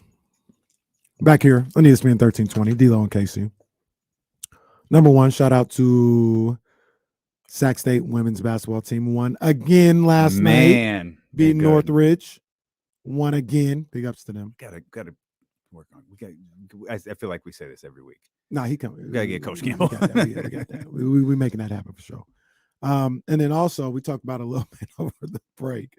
that story about the Niners making the rookies pay for the dinner, and it was reported it was a $300,000 dinner bill. Eric Armstead came out last night on Twitter. Wish I had the tweet right in front of me, but he was like, you guys are tripping if you think it's $300,000. It was a prank. The waitress went overboard on the amount on the receipt. And it was really like, I think, and not that this is like super cheap. I think he said it was like $7,000. And he said like a lot of the guys there put in $1,000 like total. So the rookies paid like $5,000 or $6,000. Y'all silly if you thought a dinner can cost $300,000. It was a prank. The waitress went overboard. The dinner was $7,500. Me and two other vets gave $1,000 towards it. The rookie split $4,500. We had a great time too. I had good vets as a young player. I would never do that. I would never do a rookie like that. 300,000. Oh, here's the first jackass to respond. I know you live in a different world financially, but to brag a dinner was only $7,500 when most people struggle to pay bills or worried about Christmas for their children is out of touch. He got ratioed, bro. F off. That's absurd. You know what I like to say? First of all, shut the hell up. That's it. Oh, I thought there was a second of all. Like you said, first of all, I thought you had a follow-up. For him, it's just shut the hell up. I was busy retweeting a picture of Kyle Madsen's hat. That hat is pretty fire. He says I may bring never back take the it off. Monarchs. They're never coming back. Yeah. I wouldn't say never. No, man. I just wouldn't say anytime soon. Yeah. No time soon. Well, this is good, man. We had Coach Troy Taylor on, and now we're all ready to go back to college. Like Jesse and I are making a plan we're going to Sac State, and we're going to hang out in the parking lot where you were of football games. And well, I'm going to make my decision after HBCU night. Oh, you're gonna put hats in front of you? I always think about that kid who didn't have a school, who had the fake mask, had offers from nowhere, and had like Cal, Oregon, and UCLA, and said, "I'm deciding to go. I'm deciding to go to Cal." The reporters called Cal. Was like, "Hey, what do you think about your new recruit, Jack Smith?" We ain't got no recruit named Jack Smith. That kid just wanted to be a part of something. That's like me at the tailgate. I just wanted to be a part of it. I just looked over and was like, what is going on over there? Tailgate was something else, boy. Man. Woo. It was out there for the playoff game, too. I'm sure that's why you went. I went to watch the game. Mm-hmm. Me and my nephew, we went to watch the game. How old's your nephew? 30, I think. Maybe 29. Oh, in the 20s, man. It's different. It's different. Yeah, man. But shout out Sac State. It's going to be lit again. You know, I agree with Coach Taylor. He's left it in good hands, and they're going to be all right. I know we was working on getting Coach Thompson on, too. We're getting all the coaches on. We're getting everybody on. We're your coach leader. That works. Yeah, that works. and that I'm the guy that said coaches don't matter. You did. In fact, you're legendary for that. As a coach. You regularly defended Luke Walton. I did. And I still will. Hey, man. Luke called us. That's earlier. What I'm saying. He called, man. Called. So, you know, Luke got love here, man. At least he said it was Ross, but it really did sound like Luke Walton. It was Luke Walton. I know. Ross can't. He can't. That's all right. That's all right. We got Ross. Yeah. Quotations. There was something else I was going to say. I can't remember. There was something I was going to say too. I know they lost, but did we have a call in the night? No. Okay. Well, that's good because ain't no sponsor missing out on anything. Call in the night. We'll be back Thursday. It's 2023. Let's just say call of the night back in 2023. Thursday. Yeah, I'll have it Thursday. We're trying to load. We had one yesterday. Did we? Yeah, for Detroit. Oh, I didn't know that. No, nobody tell me anything. All right, here's call of the night. Barnes taking a lot of contact. Look it up a little bit. Barnes taking a lot of contact to a cutting spot, and that's what we call the hammer time. Wow. Bro. Hey. You know, I text the group thread after that play.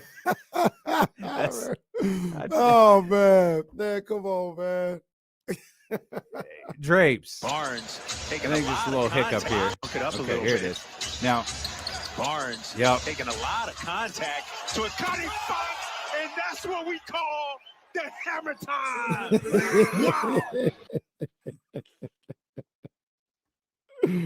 The hammer time. Oh man, I can't believe that was tucked away in our soundboard and I didn't know it. Yeah, yesterday. The hammer time. Yesterday, we might have to keep that one on there. No, that might the stay on hammer it. time. We might just have to time. cut that down and put hammer time on the board. That's what they call hammer time. Yeah. In what decade? Did you?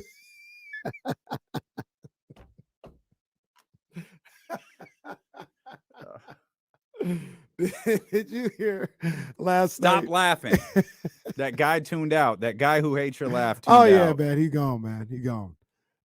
Did you hear last night when Mark Jones? He said I can't remember exactly. I'm paraphrasing or whatever, but he said De'Aaron Fox. I forgot exactly what he said, but he said something to the effect of De'Aaron Fox. He knows exactly what time it is, just like that Rolex on your wrist. And Katie was like, I think this is a Fitbit.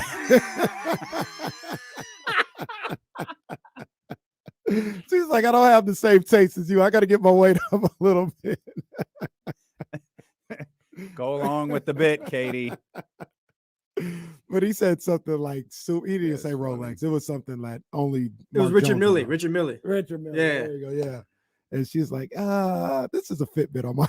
That's a great response by Katie. That is fantastic. I think Mark said after that, you'll get there one day. I think he said that. Oh man. Yo, Mark got expensive taste. Like he walk does, in man. them Louis Vuitton shoes pretty regularly. Come on, man. That's what he does. Like, I ain't never seen Mike Brown stop a press conference for anybody other than Mark Jones. He hasn't. Mark walked in the room. Mike was like, whoa. Okay. I hadn't seen my boy Mark all year. Dang. You hadn't. I haven't. Oh, you haven't seen him all year. I haven't seen him all year. That's my guy too. We always I don't think up. we ain't gonna see him tomorrow. I ain't gonna see nobody I don't think tomorrow. So. Oh, really? Look, I asked about. I checked in about Friday, and I didn't get the response I wanted, so I didn't even mention tomorrow. Man, you can't come out either night. But Friday should be good. But one of the things is I got a sick household. Baby's not sick, but everybody else outside of me is sick. So man, you could hear it. Like I was, like playing the practice sounds earlier. Sean naturally talks really soft, but he sounded a little ill. I know, Chris Biederman, last week when he was in Detroit said, Alex Lynn is out. Yeah. Davion Mitchell was eventually, ruled out. Everybody is sick though. So, hey, we're the professor's going to be here in about 20 minutes or so. There's two things that I wanted to hear your response on that we had planned to talk about. Okay. Let me do this then. You're listening to D'Lo and KC on KIFM West Sacramento, 98.5 FM KRXQ HD2 Sacramento, ESPN 1320, driven by last year's Elk Grove Dodge. Always live on the free Odyssey app. We're live on twitch.tv/ESPN 1320 as well. YouTube.com/ESPN 1320. If you're watching, hit the like button, hit the subscribe button, hit the follow button. We'll be coming live in 2023 to all of those locations. Plus, we'll be on Facebook Live as well. I've been promised we'll be broadcasting in 1080p. Oh, yeah, we're going to be looking fresh. Come the new year. And same childish antics, though. Right now, I'm all grainy. You're not grainy. You look fantastic. That's what I tell the company so they can upgrade the TV. It only looks weird when you take your hat off. When you take your hat off, like it just throws off all the lighting. Like the lighting just completely changes when you take your hat off. And over here, like you can still see my eyes when I'm sitting in your seat and I have the hat a little on. different, It's just, You don't know what's going on. It's darker over here.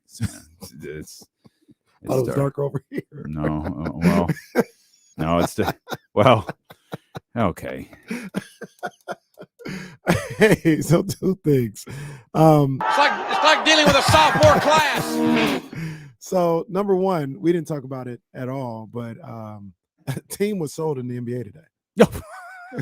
Yeah, we were busy talking about the backup center position for the Sacramento Kings. We forgot to mention the $4 billion deal that went down in we the did NBA. talk about it a little bit. I think it was off there because we were talking about it was just family money. It was, yeah. Is it Matt Shibi? I don't know how to. I don't know.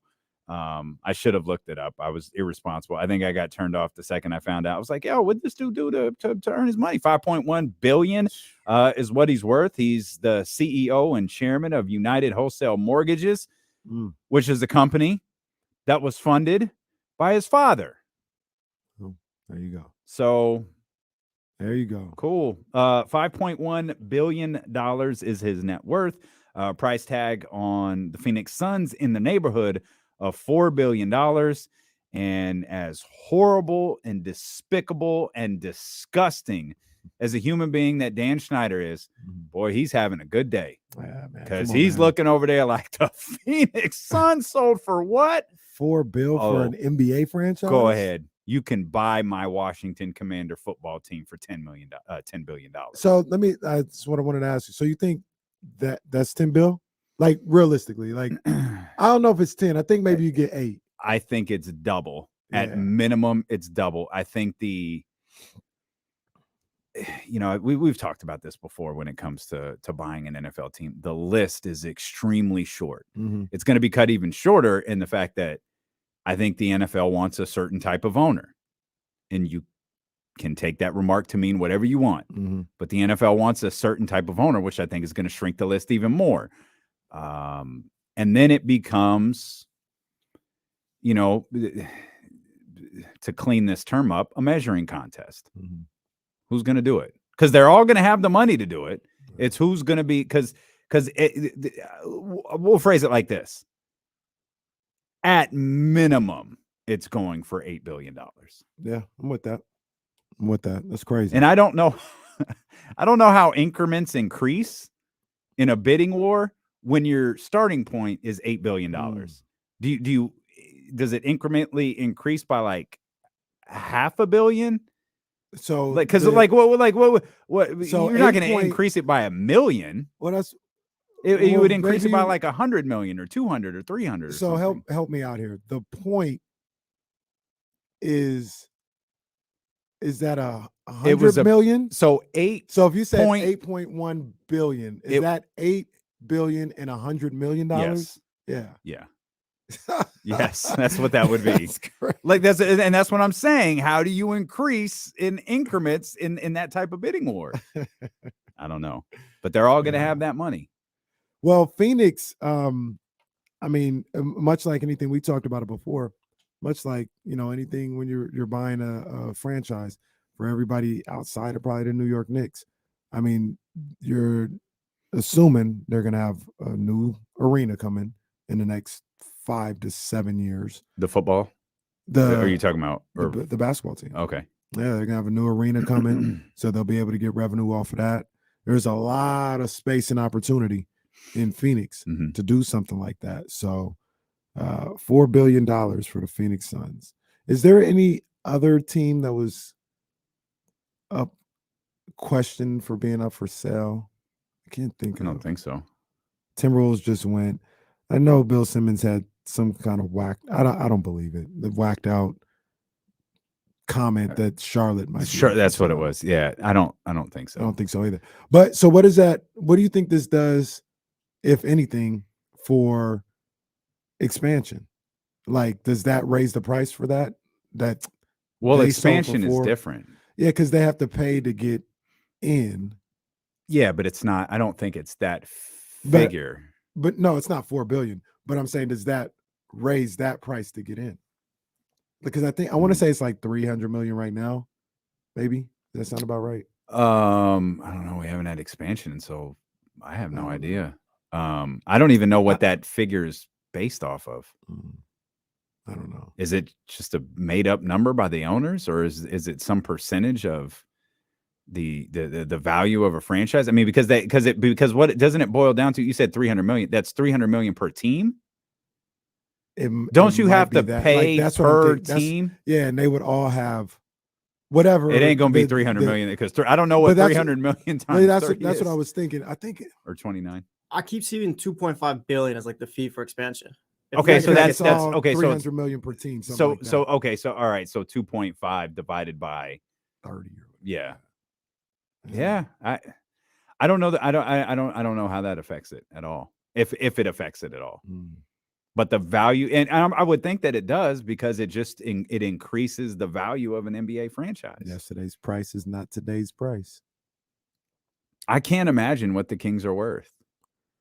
If Phoenix is 4, I would say the Kings are worth 3. At least, right? Yeah. I mean, but we have the new arena, so it could be 4, because the team was purchased without the arena.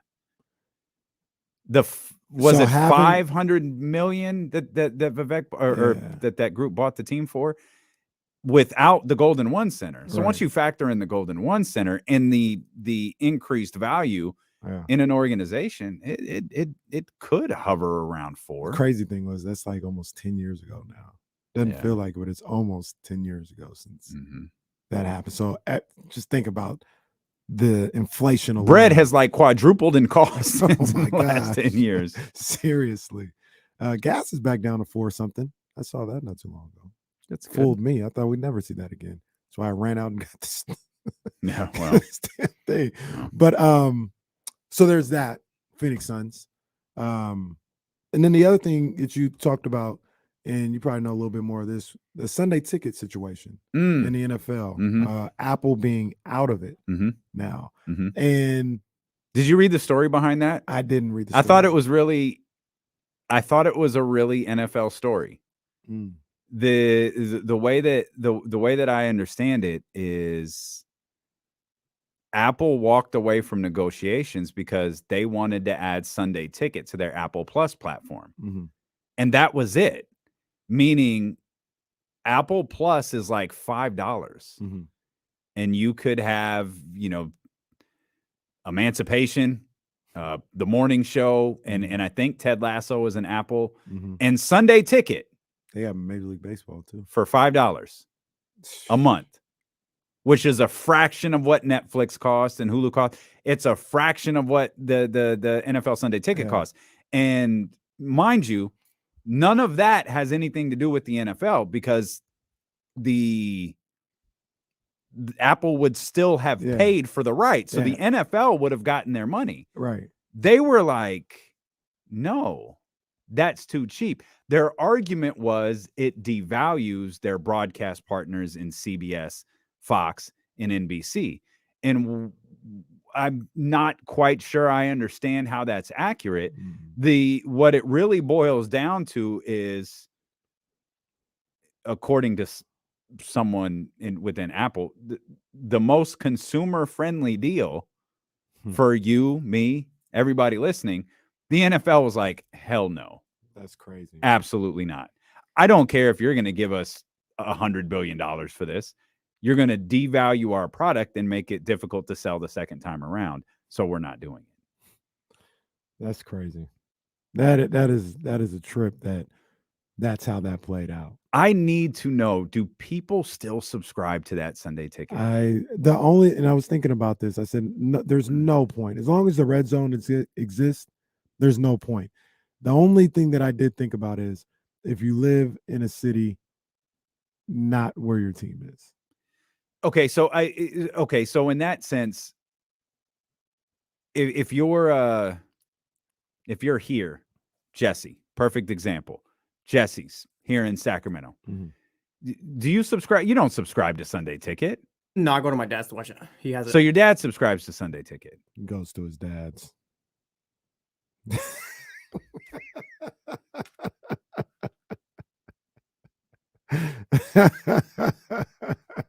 But that's a realistic thing about it. Either the dad is subscribing and you go there, or you're The whole subscribing. family ain't subscribing. No, Yeah. or, and I'm just joking. I'm not saying this is Jesse's situation, or nobody subscribing. Yeah, and I so still that's- get to watch the Dolphins or anybody I want to.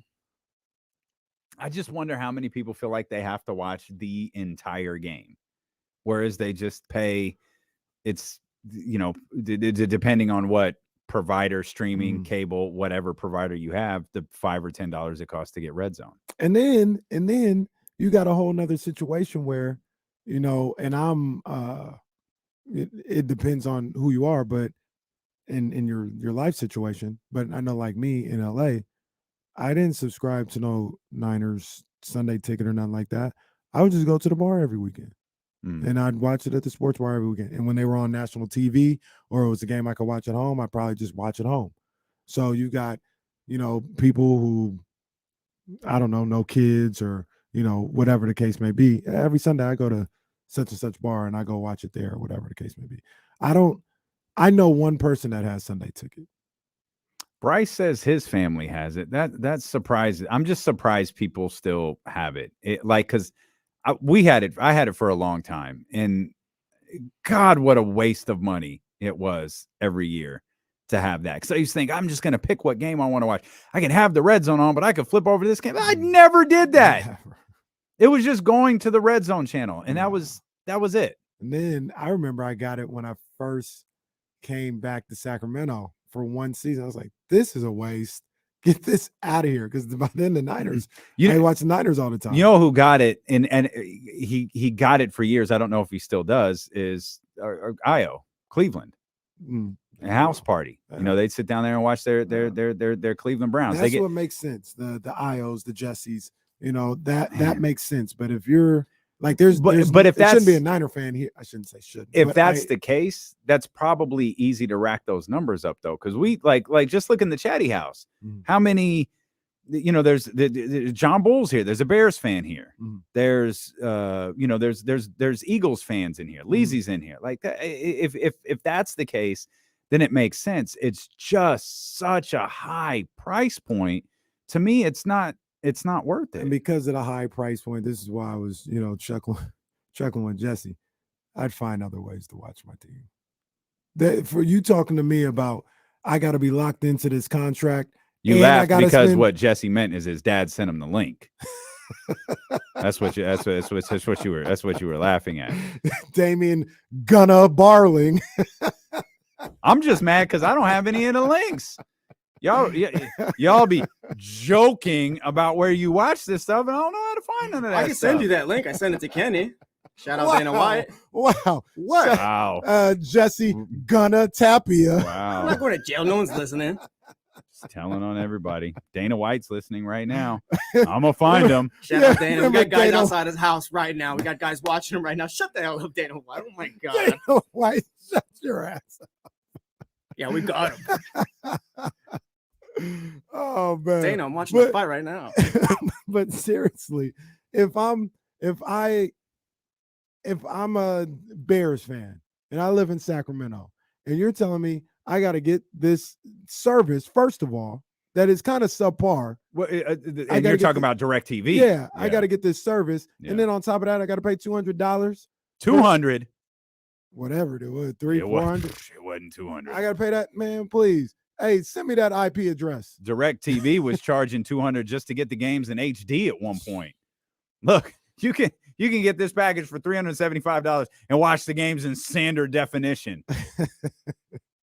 Or you can get the plus package for like $500 and watch it on. And then I find out they just start giving it to people if you ask nicely. Oh yeah, when you say you're about to leave. No, I'm done. I'm leaving DirecTV. Yeah. All right. So I did that, but my ass left. I was like, I'm NFL. gone. Moral of the story is NFL whack for that. We'll come back. Let's get centered back on the Kings basketball, man. We'll talk with the co-host of J Street Vibes and a writer over at The Athletic, the professor, Jason Jones, when we return here on Sacramento Sports Leader, ESPN 1320. Dana talking about, we got him. Dumbass. What a loser, dude.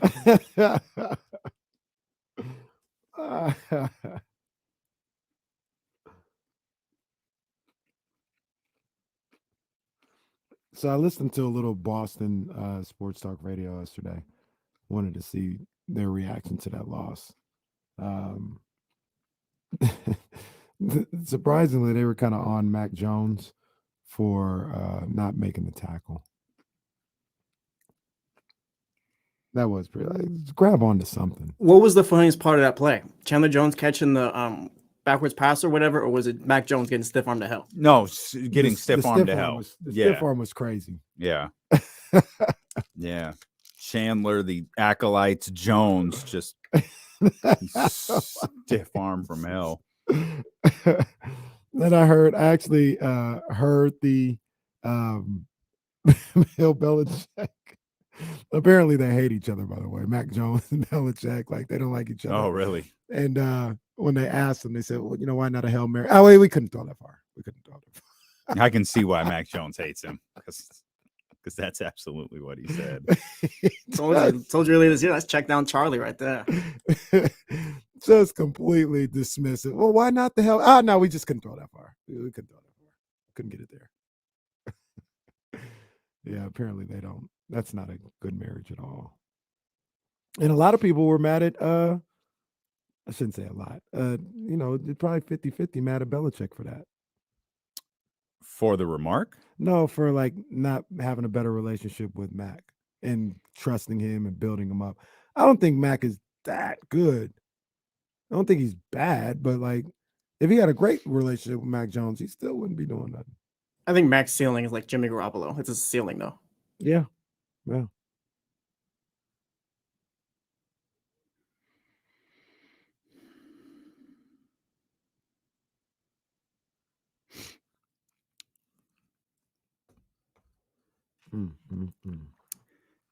$395 for Sunday ticket. Wow. Lord have mercy. John Bull, do you have Sunday ticket to watch your Bears? I know you're watching the Bears game, but I don't know if you're watching Red Zone or a link. Okay. Yeah. John Bull has it too. Yep, Jason Jones will be here in just a heartbeat. Yeah, Sunday ticket. I mean, it like I said, as long as you can have Red Zone, it's pretty pointless. That part. So I'm seeing I think this is not reported by somebody, but the two NBA expansion teams likely in Vegas and Seattle will reportedly cost between $3 and $4 billion each. It's no secret FSG and LeBron want an NBA team. Given a team can't be introduced till at least 2024, this also aligns with the current media deal expiring.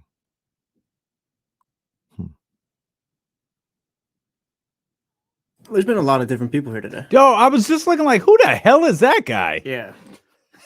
Who the hell is that? Yeah, there's definitely some different people here. That's squinting his man bun over there, right? I don't see squints too often. Yeah, I'm surprised we see him as much as we do. He's hella far away. Yeah. Yeah.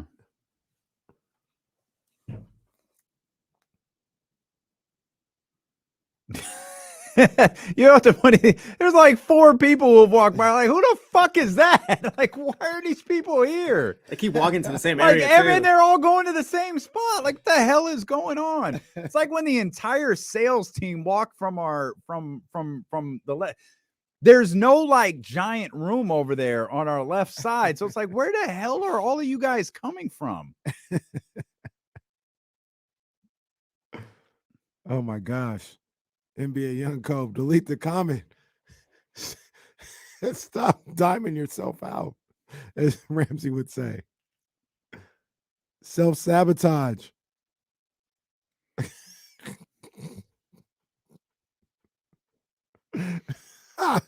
Come on, Young Cove. Relax, man. Relax.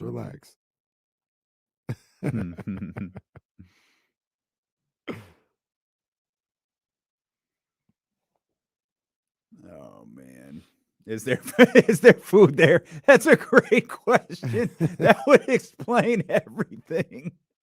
That would explain everything. Yeah, no, there's no food out Yeah, there. I don't think there is. I don't think there is. I think what's today? Tuesday. I think we'll see some people tomorrow, and then it'll wind down quite a bit. Like this guy. Who is this guy? Look, Kenny not even being subtle about it. It's just Yeah, I look too.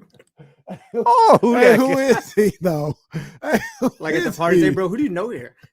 And the door, the part that's killing me is the door is open. This guy just in here walking around. Who the hell is he? What the hell is going on?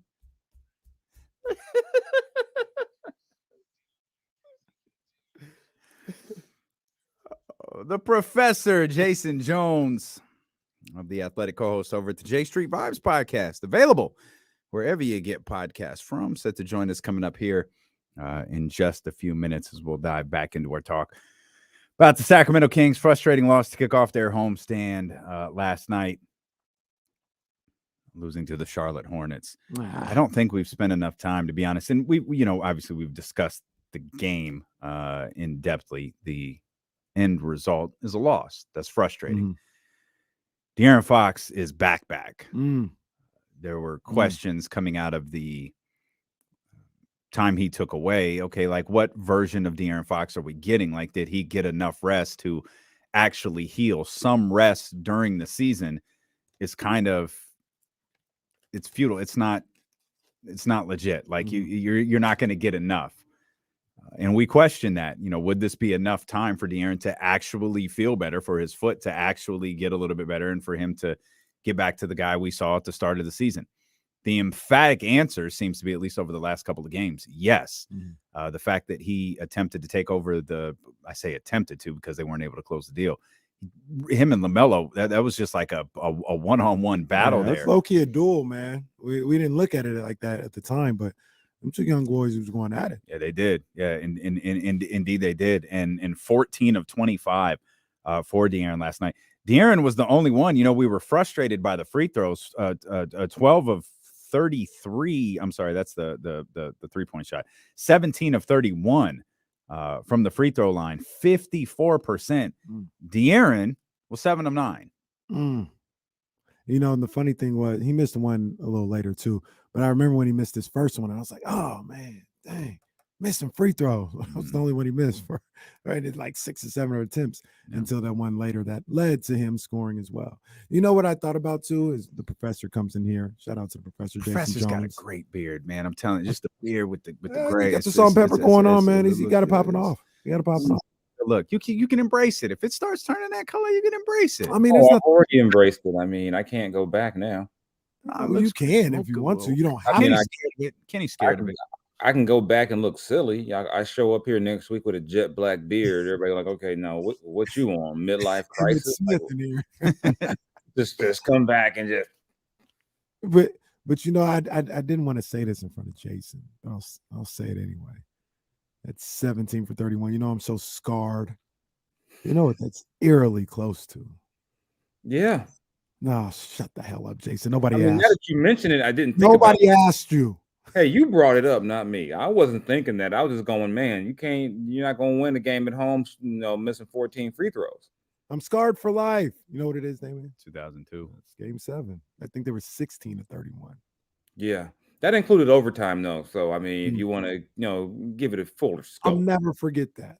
Ever. Yeah, because I remember I was watching that game in Nevada, just certain that it was over. And I'm like, they are really going to miss everything. I'm like, this is amazing. Remember, the Kings are up 15 in that game in the second half. And I was ready to start working at the B and wear a bag over my head because the entire office was going to let me have it. And that didn't happen. So.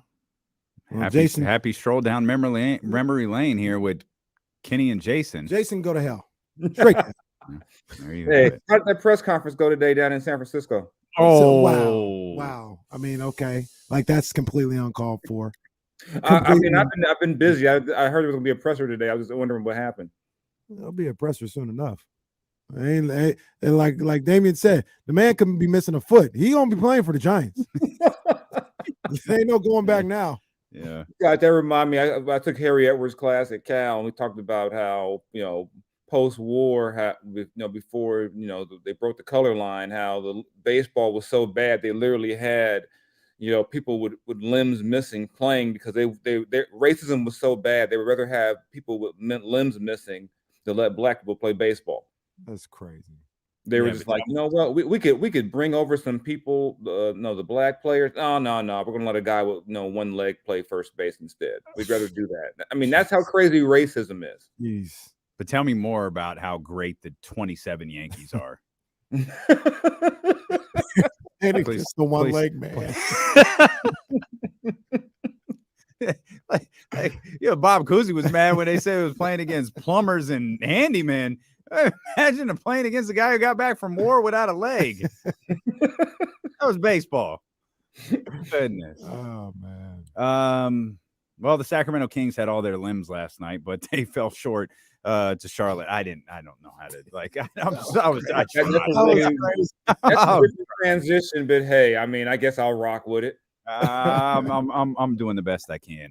What Jason just came out throwing just shots though with the Carlos Correa. That's tough.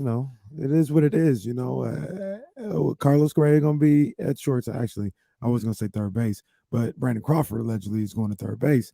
Carlos Correa gonna be a short, and I don't know who's playing third base for the Dodgers. That sounds like a we'll figure something out. I mean, hey, they'll be all right. I don't care anyway. I only care about October when I have my annual cry fest. So I don't care. This time of the year for the Dodgers means nothing to me. I don't care. Someone please call 911. That's what happens in October. Wyclef, I think. Tell them I've just been shot down. It's Wyclef. Okay. It just thought of something. We'll get to the Kings in a second. Your real time reaction to the end of the Patriots Raiders game on Sunday. Between jumping, screaming, and all out laughter. I can't picture any of those things. Like I can't picture the jumping, the screaming, or the all-out laughter. Here's what it was. They run the draw, and the first thing I think is, oh my God, he's gonna score. They haven't tackled him yet. So they get him near the side. Okay, he's not gonna score. And then he pitches the ball back. I'm like, what are they doing? And then when my man Meyer started running the other way, I said, uh-oh, we might be in business here. And I was like, I know he's not going to throw the ball again. I know he's not. And when he turned around and I was like, finally another team can experience pain like Raider fans experience pain. Like, there's no way in the world I was like, that is the most Raider way to lose a game, but it wasn't the Raiders.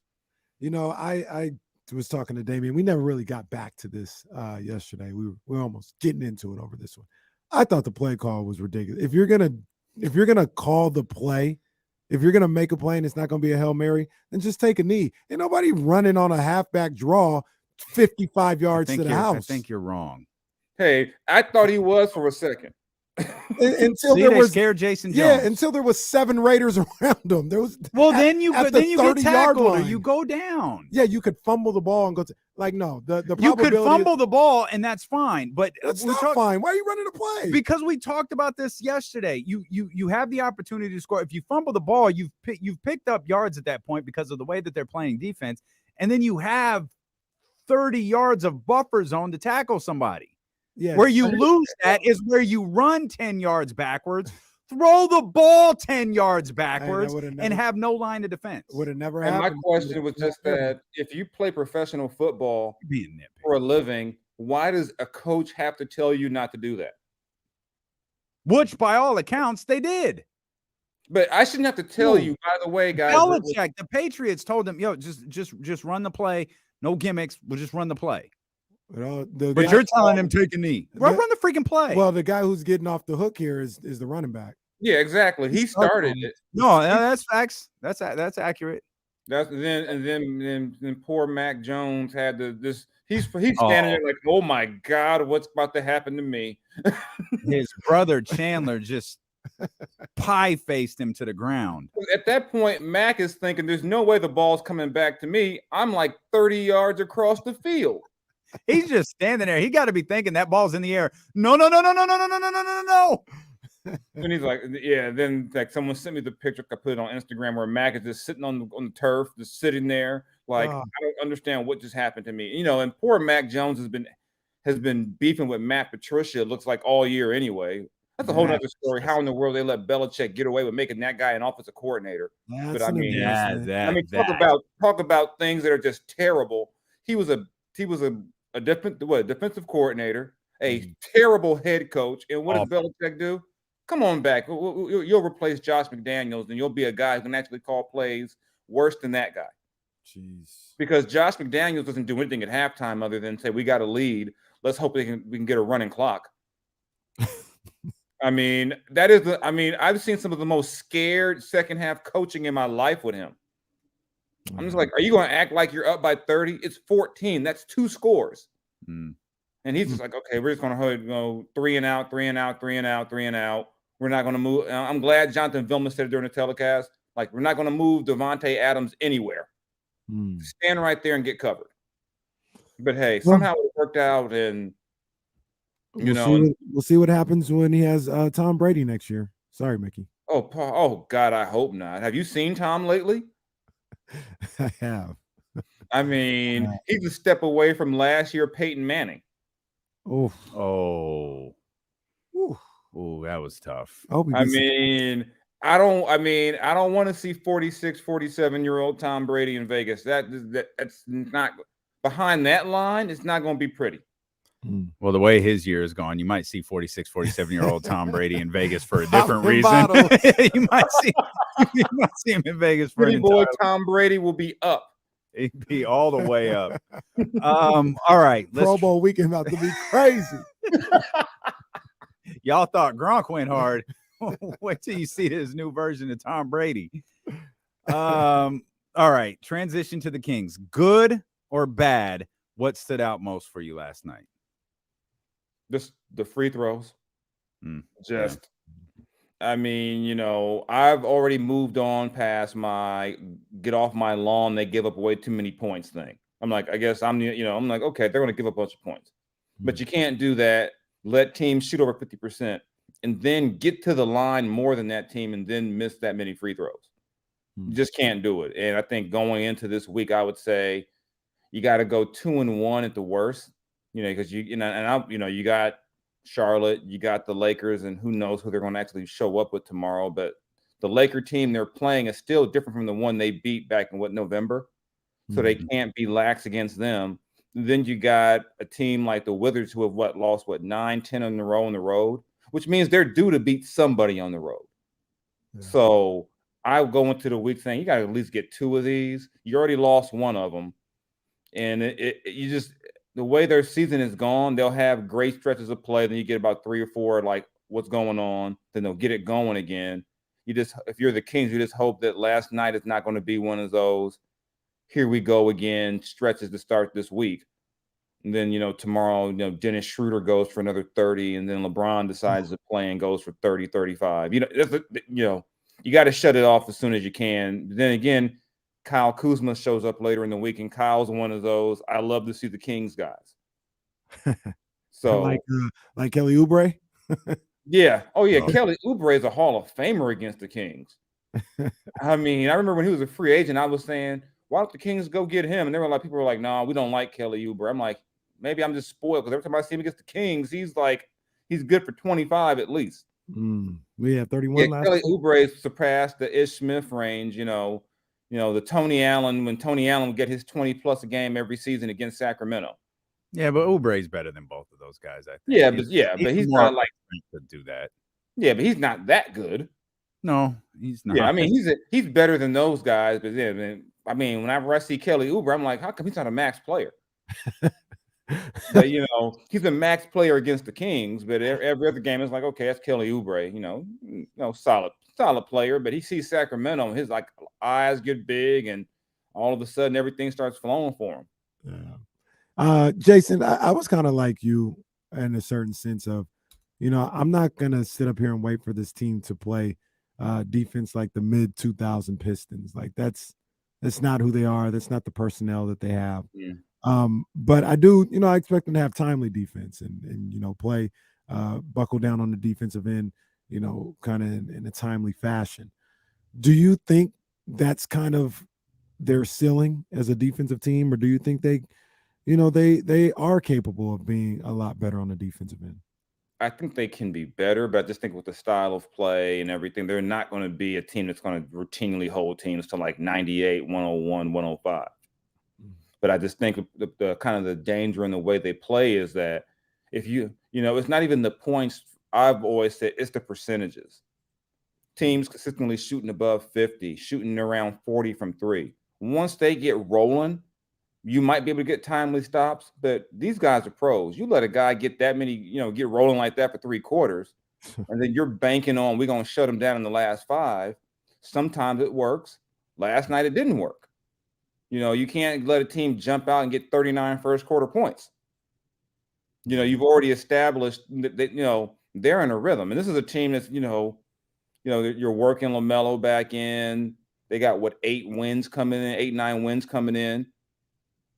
You got to try to jump on them. But then again, a lot of people will tell you the first game back from a long road trip, it's kind of like a road game sometimes. And sometimes that's the best time to get a team at home, right after the trip. Even still, if they make free throws, they win. I mean, you can't let another 20-20 game from Sabonis and almost 40 from Fox go to waste. Yeah. You can't let that go to waste by missing that many free throws. You think they're both all-stars? I don't. I think Sabonis has a chance depending on how much time AD misses.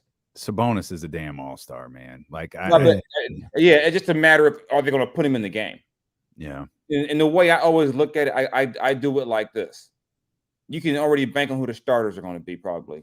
Joker, LeBron, Steph will get voted in. We don't know where his help, but he'll get voted in. John Morant. And then I don't know who the other front court. I think I do. It's someone that I kind of forget about when we have these conversations because it's not center forward. It's just front court. It's Zion. Yeah.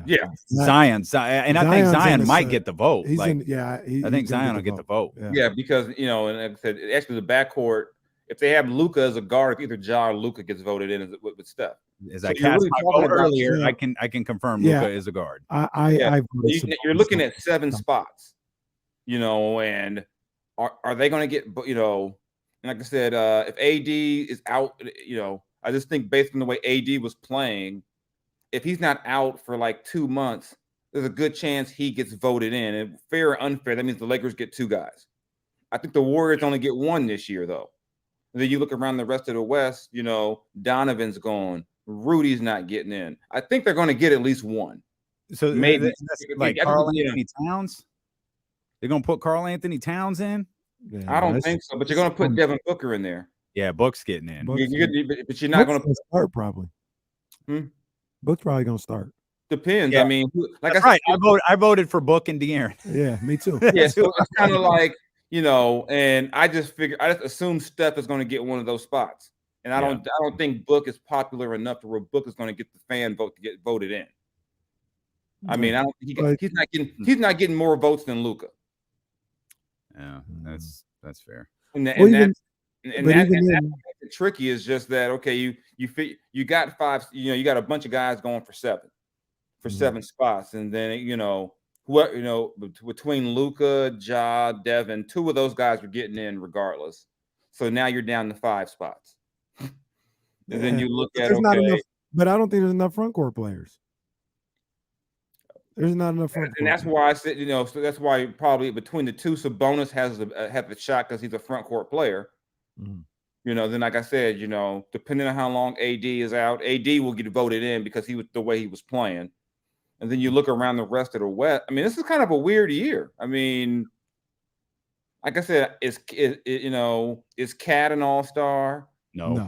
Or do people say we're tired of Cat? It's Anthony Edwards if they go from Minnesota. That man ain't even all-star. Minnesota is a damn disappointment. You don't get anybody. No, Minnesota. I mean, I'm not disagreeing. I just know these votes can be weird like that because you got. SGA is absolutely getting it in. Yeah, and that's where the guard thing gets crowded. Because I mean, would I take SGA over De'Aaron? I don't know if I would, but SGA has that. He's going to have the gaudy numbers, and Highlights. and everything. And then here's another wild card. Does a Clipper get in? I don't think I so. mean, their two best players play once a week. Clipper Darrell. Clipper Darrell's going to demand an All-Star appearance. He about to get an All-Star trophy named after him. It's going to be in the settlement terms. You get an All-Star appearance. Yeah, I mean, I think I definitely think they get at least one guy in, and if they got both of them in, I wouldn't be shocked. I just think this is the type of year where you look around. Even if AD does get voted in, if I'm the Lakers, I'm telling AD you're not playing. Shoot, with LeBron, I guess LeBron probably would be a captain, so he probably would still play. But there's going to be a lot moving between now and then. But I think the Kings get at least one of those guys in, and if they got both in, I wouldn't be mad at all, and I wouldn't be shocked. I just wonder if when players vote and you look at Sabonis' numbers and you see 17, 10, and 6 or 17, maybe they go, that's nice, but it ain't, 25, 14, and 5, and because people forget it, they get mad at the fans about the fan votes. The player votes are just as, if not weirder than the fans. I mean, remember it was a couple of years ago, people were voted for Papagiannis and Ben McLemore. Well, there were players who didn't vote for LeBron and KD. One of the years, Zaza Pachulia was like super high up there. Yeah. Like that was the fans who had him super high. Yeah. So I mean, you just never know, because remember, I doubt this year that Andrew Wiggins gets voted in. No. So I mean, there's always kind of that wild card of, well, who are the fans going to go with, and usually the players and coaches can outweigh that. But hey, you never. I mean, it's weird because I could legit see a scenario where someone look at Sabonis' numbers and go, he's not averaging 20. And is that fair? No, but a lot of these guys doing the vote don't exactly watch all the games. I mean, people in the media don't watch games and they vote. So, it's just so tricky sometimes. And, I know I saw it where DeMarcus used to be mad, like, how did that guy get voted in? And I didn't. And then you talk to other guys. There's guys who you think, I remember for years it was I call it the Mike Conley Award. He's almost an all-star award. Like Tobias Harris used to win that award. He's almost an all-star, and he's not. He hasn't been an all-star, and you find out he hasn't. So I definitely think if I had to pick one, I'd probably go De'Aaron first, because I'm going to go the guy who I think is the best player. But if it's going to be by position, it might be Sabonis. But hey, maybe they both get in, then life is grand, and then there's no reason to beef. And then even with that said, if somebody doesn't get in, there's going to be probably 2 or 3 guys who get voted in who don't even play because of injury. Yeah, looking at the landscape of it all, it'll be dicier for De'Aaron because of the position. Yeah. But I do think they both get in. I think the way the season is playing out, there's just not enough all-star caliber guys in the West. There's definitely not enough in the front court to go up against Sabonis. Guard-wise, and some of that has to do with the fact that the Clippers may get one or nobody in there. Because I think a lot of the times when we talked about this beginning of the season, we're like, oh, Paul George and Kawhi are getting in there. But that was us assuming that they were going to play X amount of games. And we're 30 games in right now. I think they play like 15 apiece. So they do not get in based why is it the 15 now? I feel like he's played less than that. I mean, probably is less than that. He probably I think he's back and Paul George ain't back. Yeah, you throw those out. I don't think Chris Paul gets in this year. I mean, too small. Get your boy. Too small to get in. Get your boy, Jason. Get your boy Pat Bev, man. I got nothing, man. Kawhi's played 11, by the way, this year. I thought 15 sounded high because I think a couple of weeks ago he was at 5 or 6. So but I mean, there's just, like I said, Donovan's gone. So there's a spot. Houston's not getting anybody. San Antonio's not. I always kind of almost wonder too, does somebody almost get in because they just have a good record? Like, does DeAndre Ayton get in if the Phoenix is in the top 4? No. He's okay. I'm just telling. I mean, I've seen that before. Where I'll be like, well, you know what? He's a solid player on a good team, and we want to reward a guy because they feel like their team should have an all-star. But Sabonis is a great player on a good team. Yeah. I'm not disagreeing with you. I don't think Lauri Markkanen has enough of an international following to push him in. No. I don't Hey, think England's going to come through like that for him. hey, you know what's funny? I'm looking up the Clippers roster right now. You know who officially is their leading scorer and how much it is? Is it your boy Is it Norm? like Nicholas Batum? No, it's Marcus Morris Sr. at 13.5 points a night. That's the official because the others haven't played enough. So Paul George, who's averaging 23.5, he hasn't played enough games. Kawhi, who's averaging 15.3, he hasn't played enough. Norman Powell, who averaging 14.8, he hasn't played enough. Oh my! And it goes down to Marcus Morris at 13.5. He shows up every day, you know. Kawhi had 31 over the weekend. He did. Went to work on. I forgot who they played, but yeah. Yeah, the whole danger with Kawhi is that it's like he had 31. Do you let him play another game or do you sit him again? I mean, I don't know how. Well, that's got to be crazy if you're Ty Lue and you're just like, I get to the game. They'll let me know if he can play or not. Yeah, I don't know how you sitting him for a game. You know, even at the start of the season, 1 on, 1 off. That doesn't feel like crazy to me. It was just crazy that it was like 5 and 6 and 7. It was like, wait a minute, did he?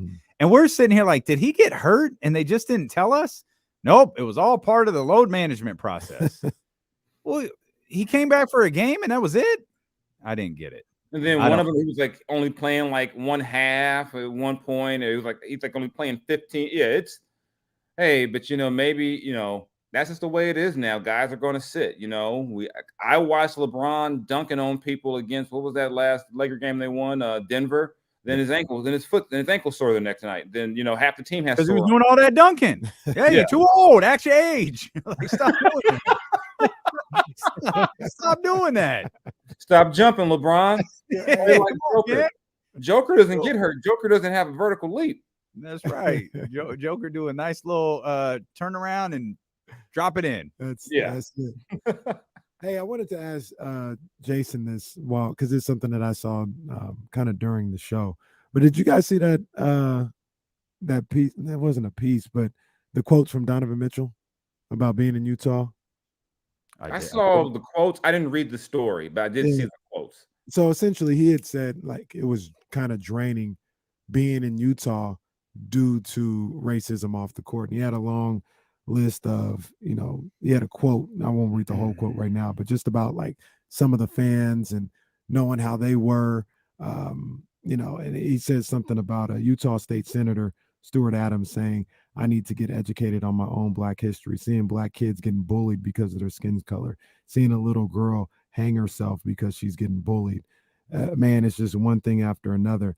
And I will say it's not the only place it happens, but for me, I'm continuing to be an advocate for racial equality, and to receive the amount of pushback I got over the years, it was a lot. But as far as Utah, it became a lot to have to deal with on a nightly basis. I got pulled over once. I got an attitude from the cop until I gave him my ID. And that forever made me wonder what happens to a young Black kid in Utah that doesn't have that power to just be like, this is who I am. And that was one of the things for me that I took to heart. So he kind of opened up about that a little bit. And you've never really heard, at least I haven't really heard a lot of people talking about what the kind of perception is in Utah, like that we think it is playing in Utah. We've never really heard players talk about that. At least I haven't, until Donovan just said something. I've heard guys talk about it. I mean, I forgot who was it. Was it Derek Harper, I think, years ago, who said he had a chance to get traded there and have a chance at a championship. And he was like, no, don't send me to Utah. Like, I'd rather go somewhere else and not win. Don't send me there. So, I mean, you've heard things, you know, and then privately, I've heard some horrible things from guys about, you know, the words they hear and stuff getting thrown at them. And, you know, and I've heard that about Boston too, to be fair, but you know, but I mean, you know, but I've heard some varying things about Utah, not even just I mean, I've heard some great things about Utah, but I've also heard some things where there were some troubling things. I've heard people talk about just kind of it being more of a religious state, even though Salt Lake City itself is not like, say, being in I've been to Provo, I've been to Salt Lake City. Being in Provo was quite different for me. Like, I had never been somewhere where I couldn't buy caffeine. Like, I'm sitting there looking for a Diet Coke, and they're like, no. I was like, oh, I forgot where I was. You know, and yeah, I mean, I haven't had those experiences, but then again, I'm in Utah for a day or two whenever I would go. But I've heard different players say, you know, in terms of being a free agent, that's not where I would want to go. But then I've heard people who have had great experiences in Utah. And I Our think guy Tony Jones talks about, you know, he's been there for a Tony long loves it out there, you It's know. cool. Yeah, but I think what Donovan talked about too, that getting pulled over experience, that's not even just a Utah thing. That's an America thing. There's a lot of athletes, you know, there's people who get pulled over who are black, and then there's famous people who get pulled over. And all of a sudden the whole tone changes. And I mean, not even just as far as athletes, it could just be like when I was in college, I was getting accosted by the cops till I pulled out my Cal ID and he realized I wasn't some guy off the, he's like, oh, you go to school here. I was like, yeah, I told you I went to school here. And there's, I mean, and it's just something that's just jacked up about us as a country, that you can treat someone with a certain skin color a certain way unless, oh, he's got money. That makes him different. Oh, he's got this. So I know I mean, I wouldn't want to put what happened to Don. I'm not trying to discredit it, but that's also an American thing, you know, as well. But I have heard some interesting things about guys who have been in Utah. Like I said, I've heard both. I've heard guys who love it there. Like I can joke with Tony Jones and tell him he ain't from Brooklyn anymore. He's from Salt Lake City. You know, he's been there so long, and I've had a great time in Salt Lake City at times, you know, but there's definitely something about it for a lot of players about going there, being there, and not wanting to be there. Boston and Utah feel different to me, though. Like I don't know if this makes sense. It does. Players have told me that. They've told me that. I believe you. One feels like old racism, and one feels like new racism. Like, you know what I mean? Like Boston, like get out. Boston feels like I hate you, you this, you that, you this, you that. Yeah. Whereas Utah is like, you know, you're better off a slave. You know, like one feels almost like a plantation style, and the other one feels like they don't feel the same to me. Right. Like every time they do a wide view of that Utah crowd, it is stunning. It is just an amazing view of an NBA basketball stadium. Yeah, you don't see many crowds like that around the NBA. You really don't. And like I said, it's crazy for me because, like I said, my times in Utah are generally been short and quick. But I've always had a great time in Utah, and and I've always enjoyed myself out there. But like I said, I'm also not naive to think that my limited time in Utah speaks for the entire experience. Or like, I think I was joking on the pod with Kenny about I went out there one year and I forgot my brush. And oh Lord, that was a struggle going to CVS and all that. Like, do you have a brush? They're like, I'm like, no, not that kind of brush. I need a brush. They ain't got no Sally's beauty supply store. Yeah, there was no Sally's. There was no Murray's grease there for me. There was, and a lot of times players would tell you part of the struggle about being in Utah was stuff like that, or like just culturally, just things that they don't have available, But it's I guess I haven't read the whole story with Donovan, so I can't really speak to everything he was talking about. But the quotes I saw, they sound real and believable, because I've talked to a ton of players who have either said similar things or expressed why that's the reason why they wouldn't want to play in Utah. And that's why I say, in terms of free agency, people talk about Sacramento was the worst destination. I'm like, no, it's not. Not even close. I said, I was like, no. I said, no. I know. And even when the writers I know who travel talk about, well, I got to go to Sac. I'm like, trust me, we were in Salt Lake City and I ordered a Crown and Coke. And they were like, I didn't know you had to order food with your drinks in Utah.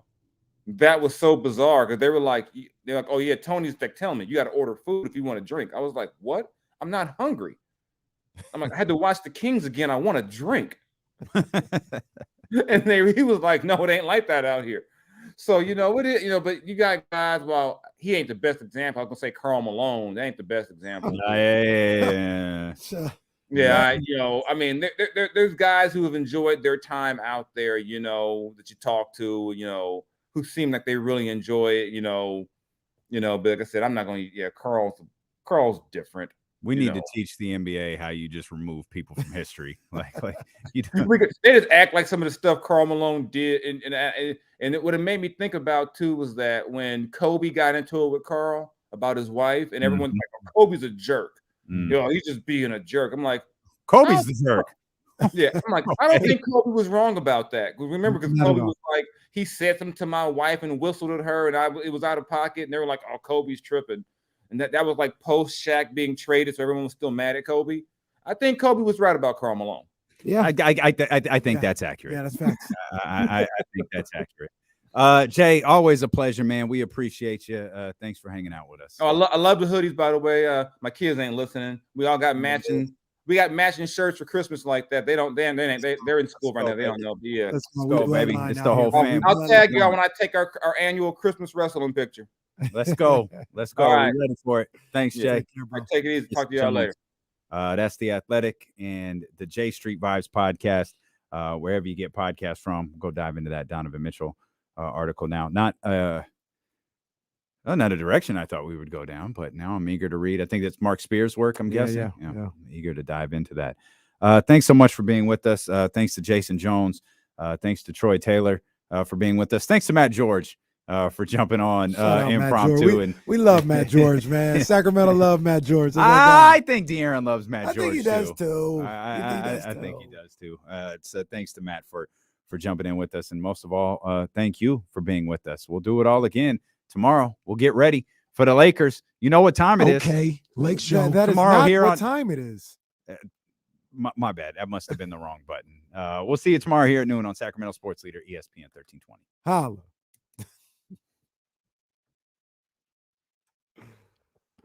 Did you hear that story about Bill Belichick inviting the guy to the Pro Bowl, the long snapper? I don't think so. I forgot the guy's name, but he selected this long snapper to go to the Pro Bowl because he was dating Pamela Anderson, and he thought it'd be cool for the team to see Pamela Anderson there or whatever. So the guy, and the guy was telling the story. I forgot his name, but he was like, yeah, I get to the Pro Bowl and Bill, he goes, hey, where's your girlfriend at? And then he goes, oh, she didn't make the trip. Bill goes, why the fuck do you think I selected you to get on this Pro Bowl? That is foul. And like no laughs afterwards or nothing. The guy was like, I'm not sure if he was joking or what, but I just said awkward laugh. I met Pamela Anderson once. She ran the New York City Marathon. We were on the same bus taking us to is it Staten Island that you start off? Shaolin. She was delightful. Seems like a nice young lady. She took me a minute to realize who I was sitting next to because she, preparing for a run at 4 o'clock in the morning, looked a little different and smaller than I realized. I was about to say, she looks tiny. She is. She's small. Yeah, she was very delightful. Shout out to Pam. And shout out to y'all, man. Thank you as always. I'm not sure why, but sure, go Nuggets. I don't know. Okay. Who they play? Wait, go Knicks. Wait, what's happening right go now? Knicks. Go Knicks maybe these are Eastern. Knicks tape. Let's go, baby. Handle business. What do we got? We got Nuggets versus Grizzlies, Knicks and the Warriors. Yeah. Which means we're going to BetQL. Good stuff. Probably should have said that on the air. Just a crick coming up next. All right, man. Love you guys. We'll see you tomorrow. I thought you was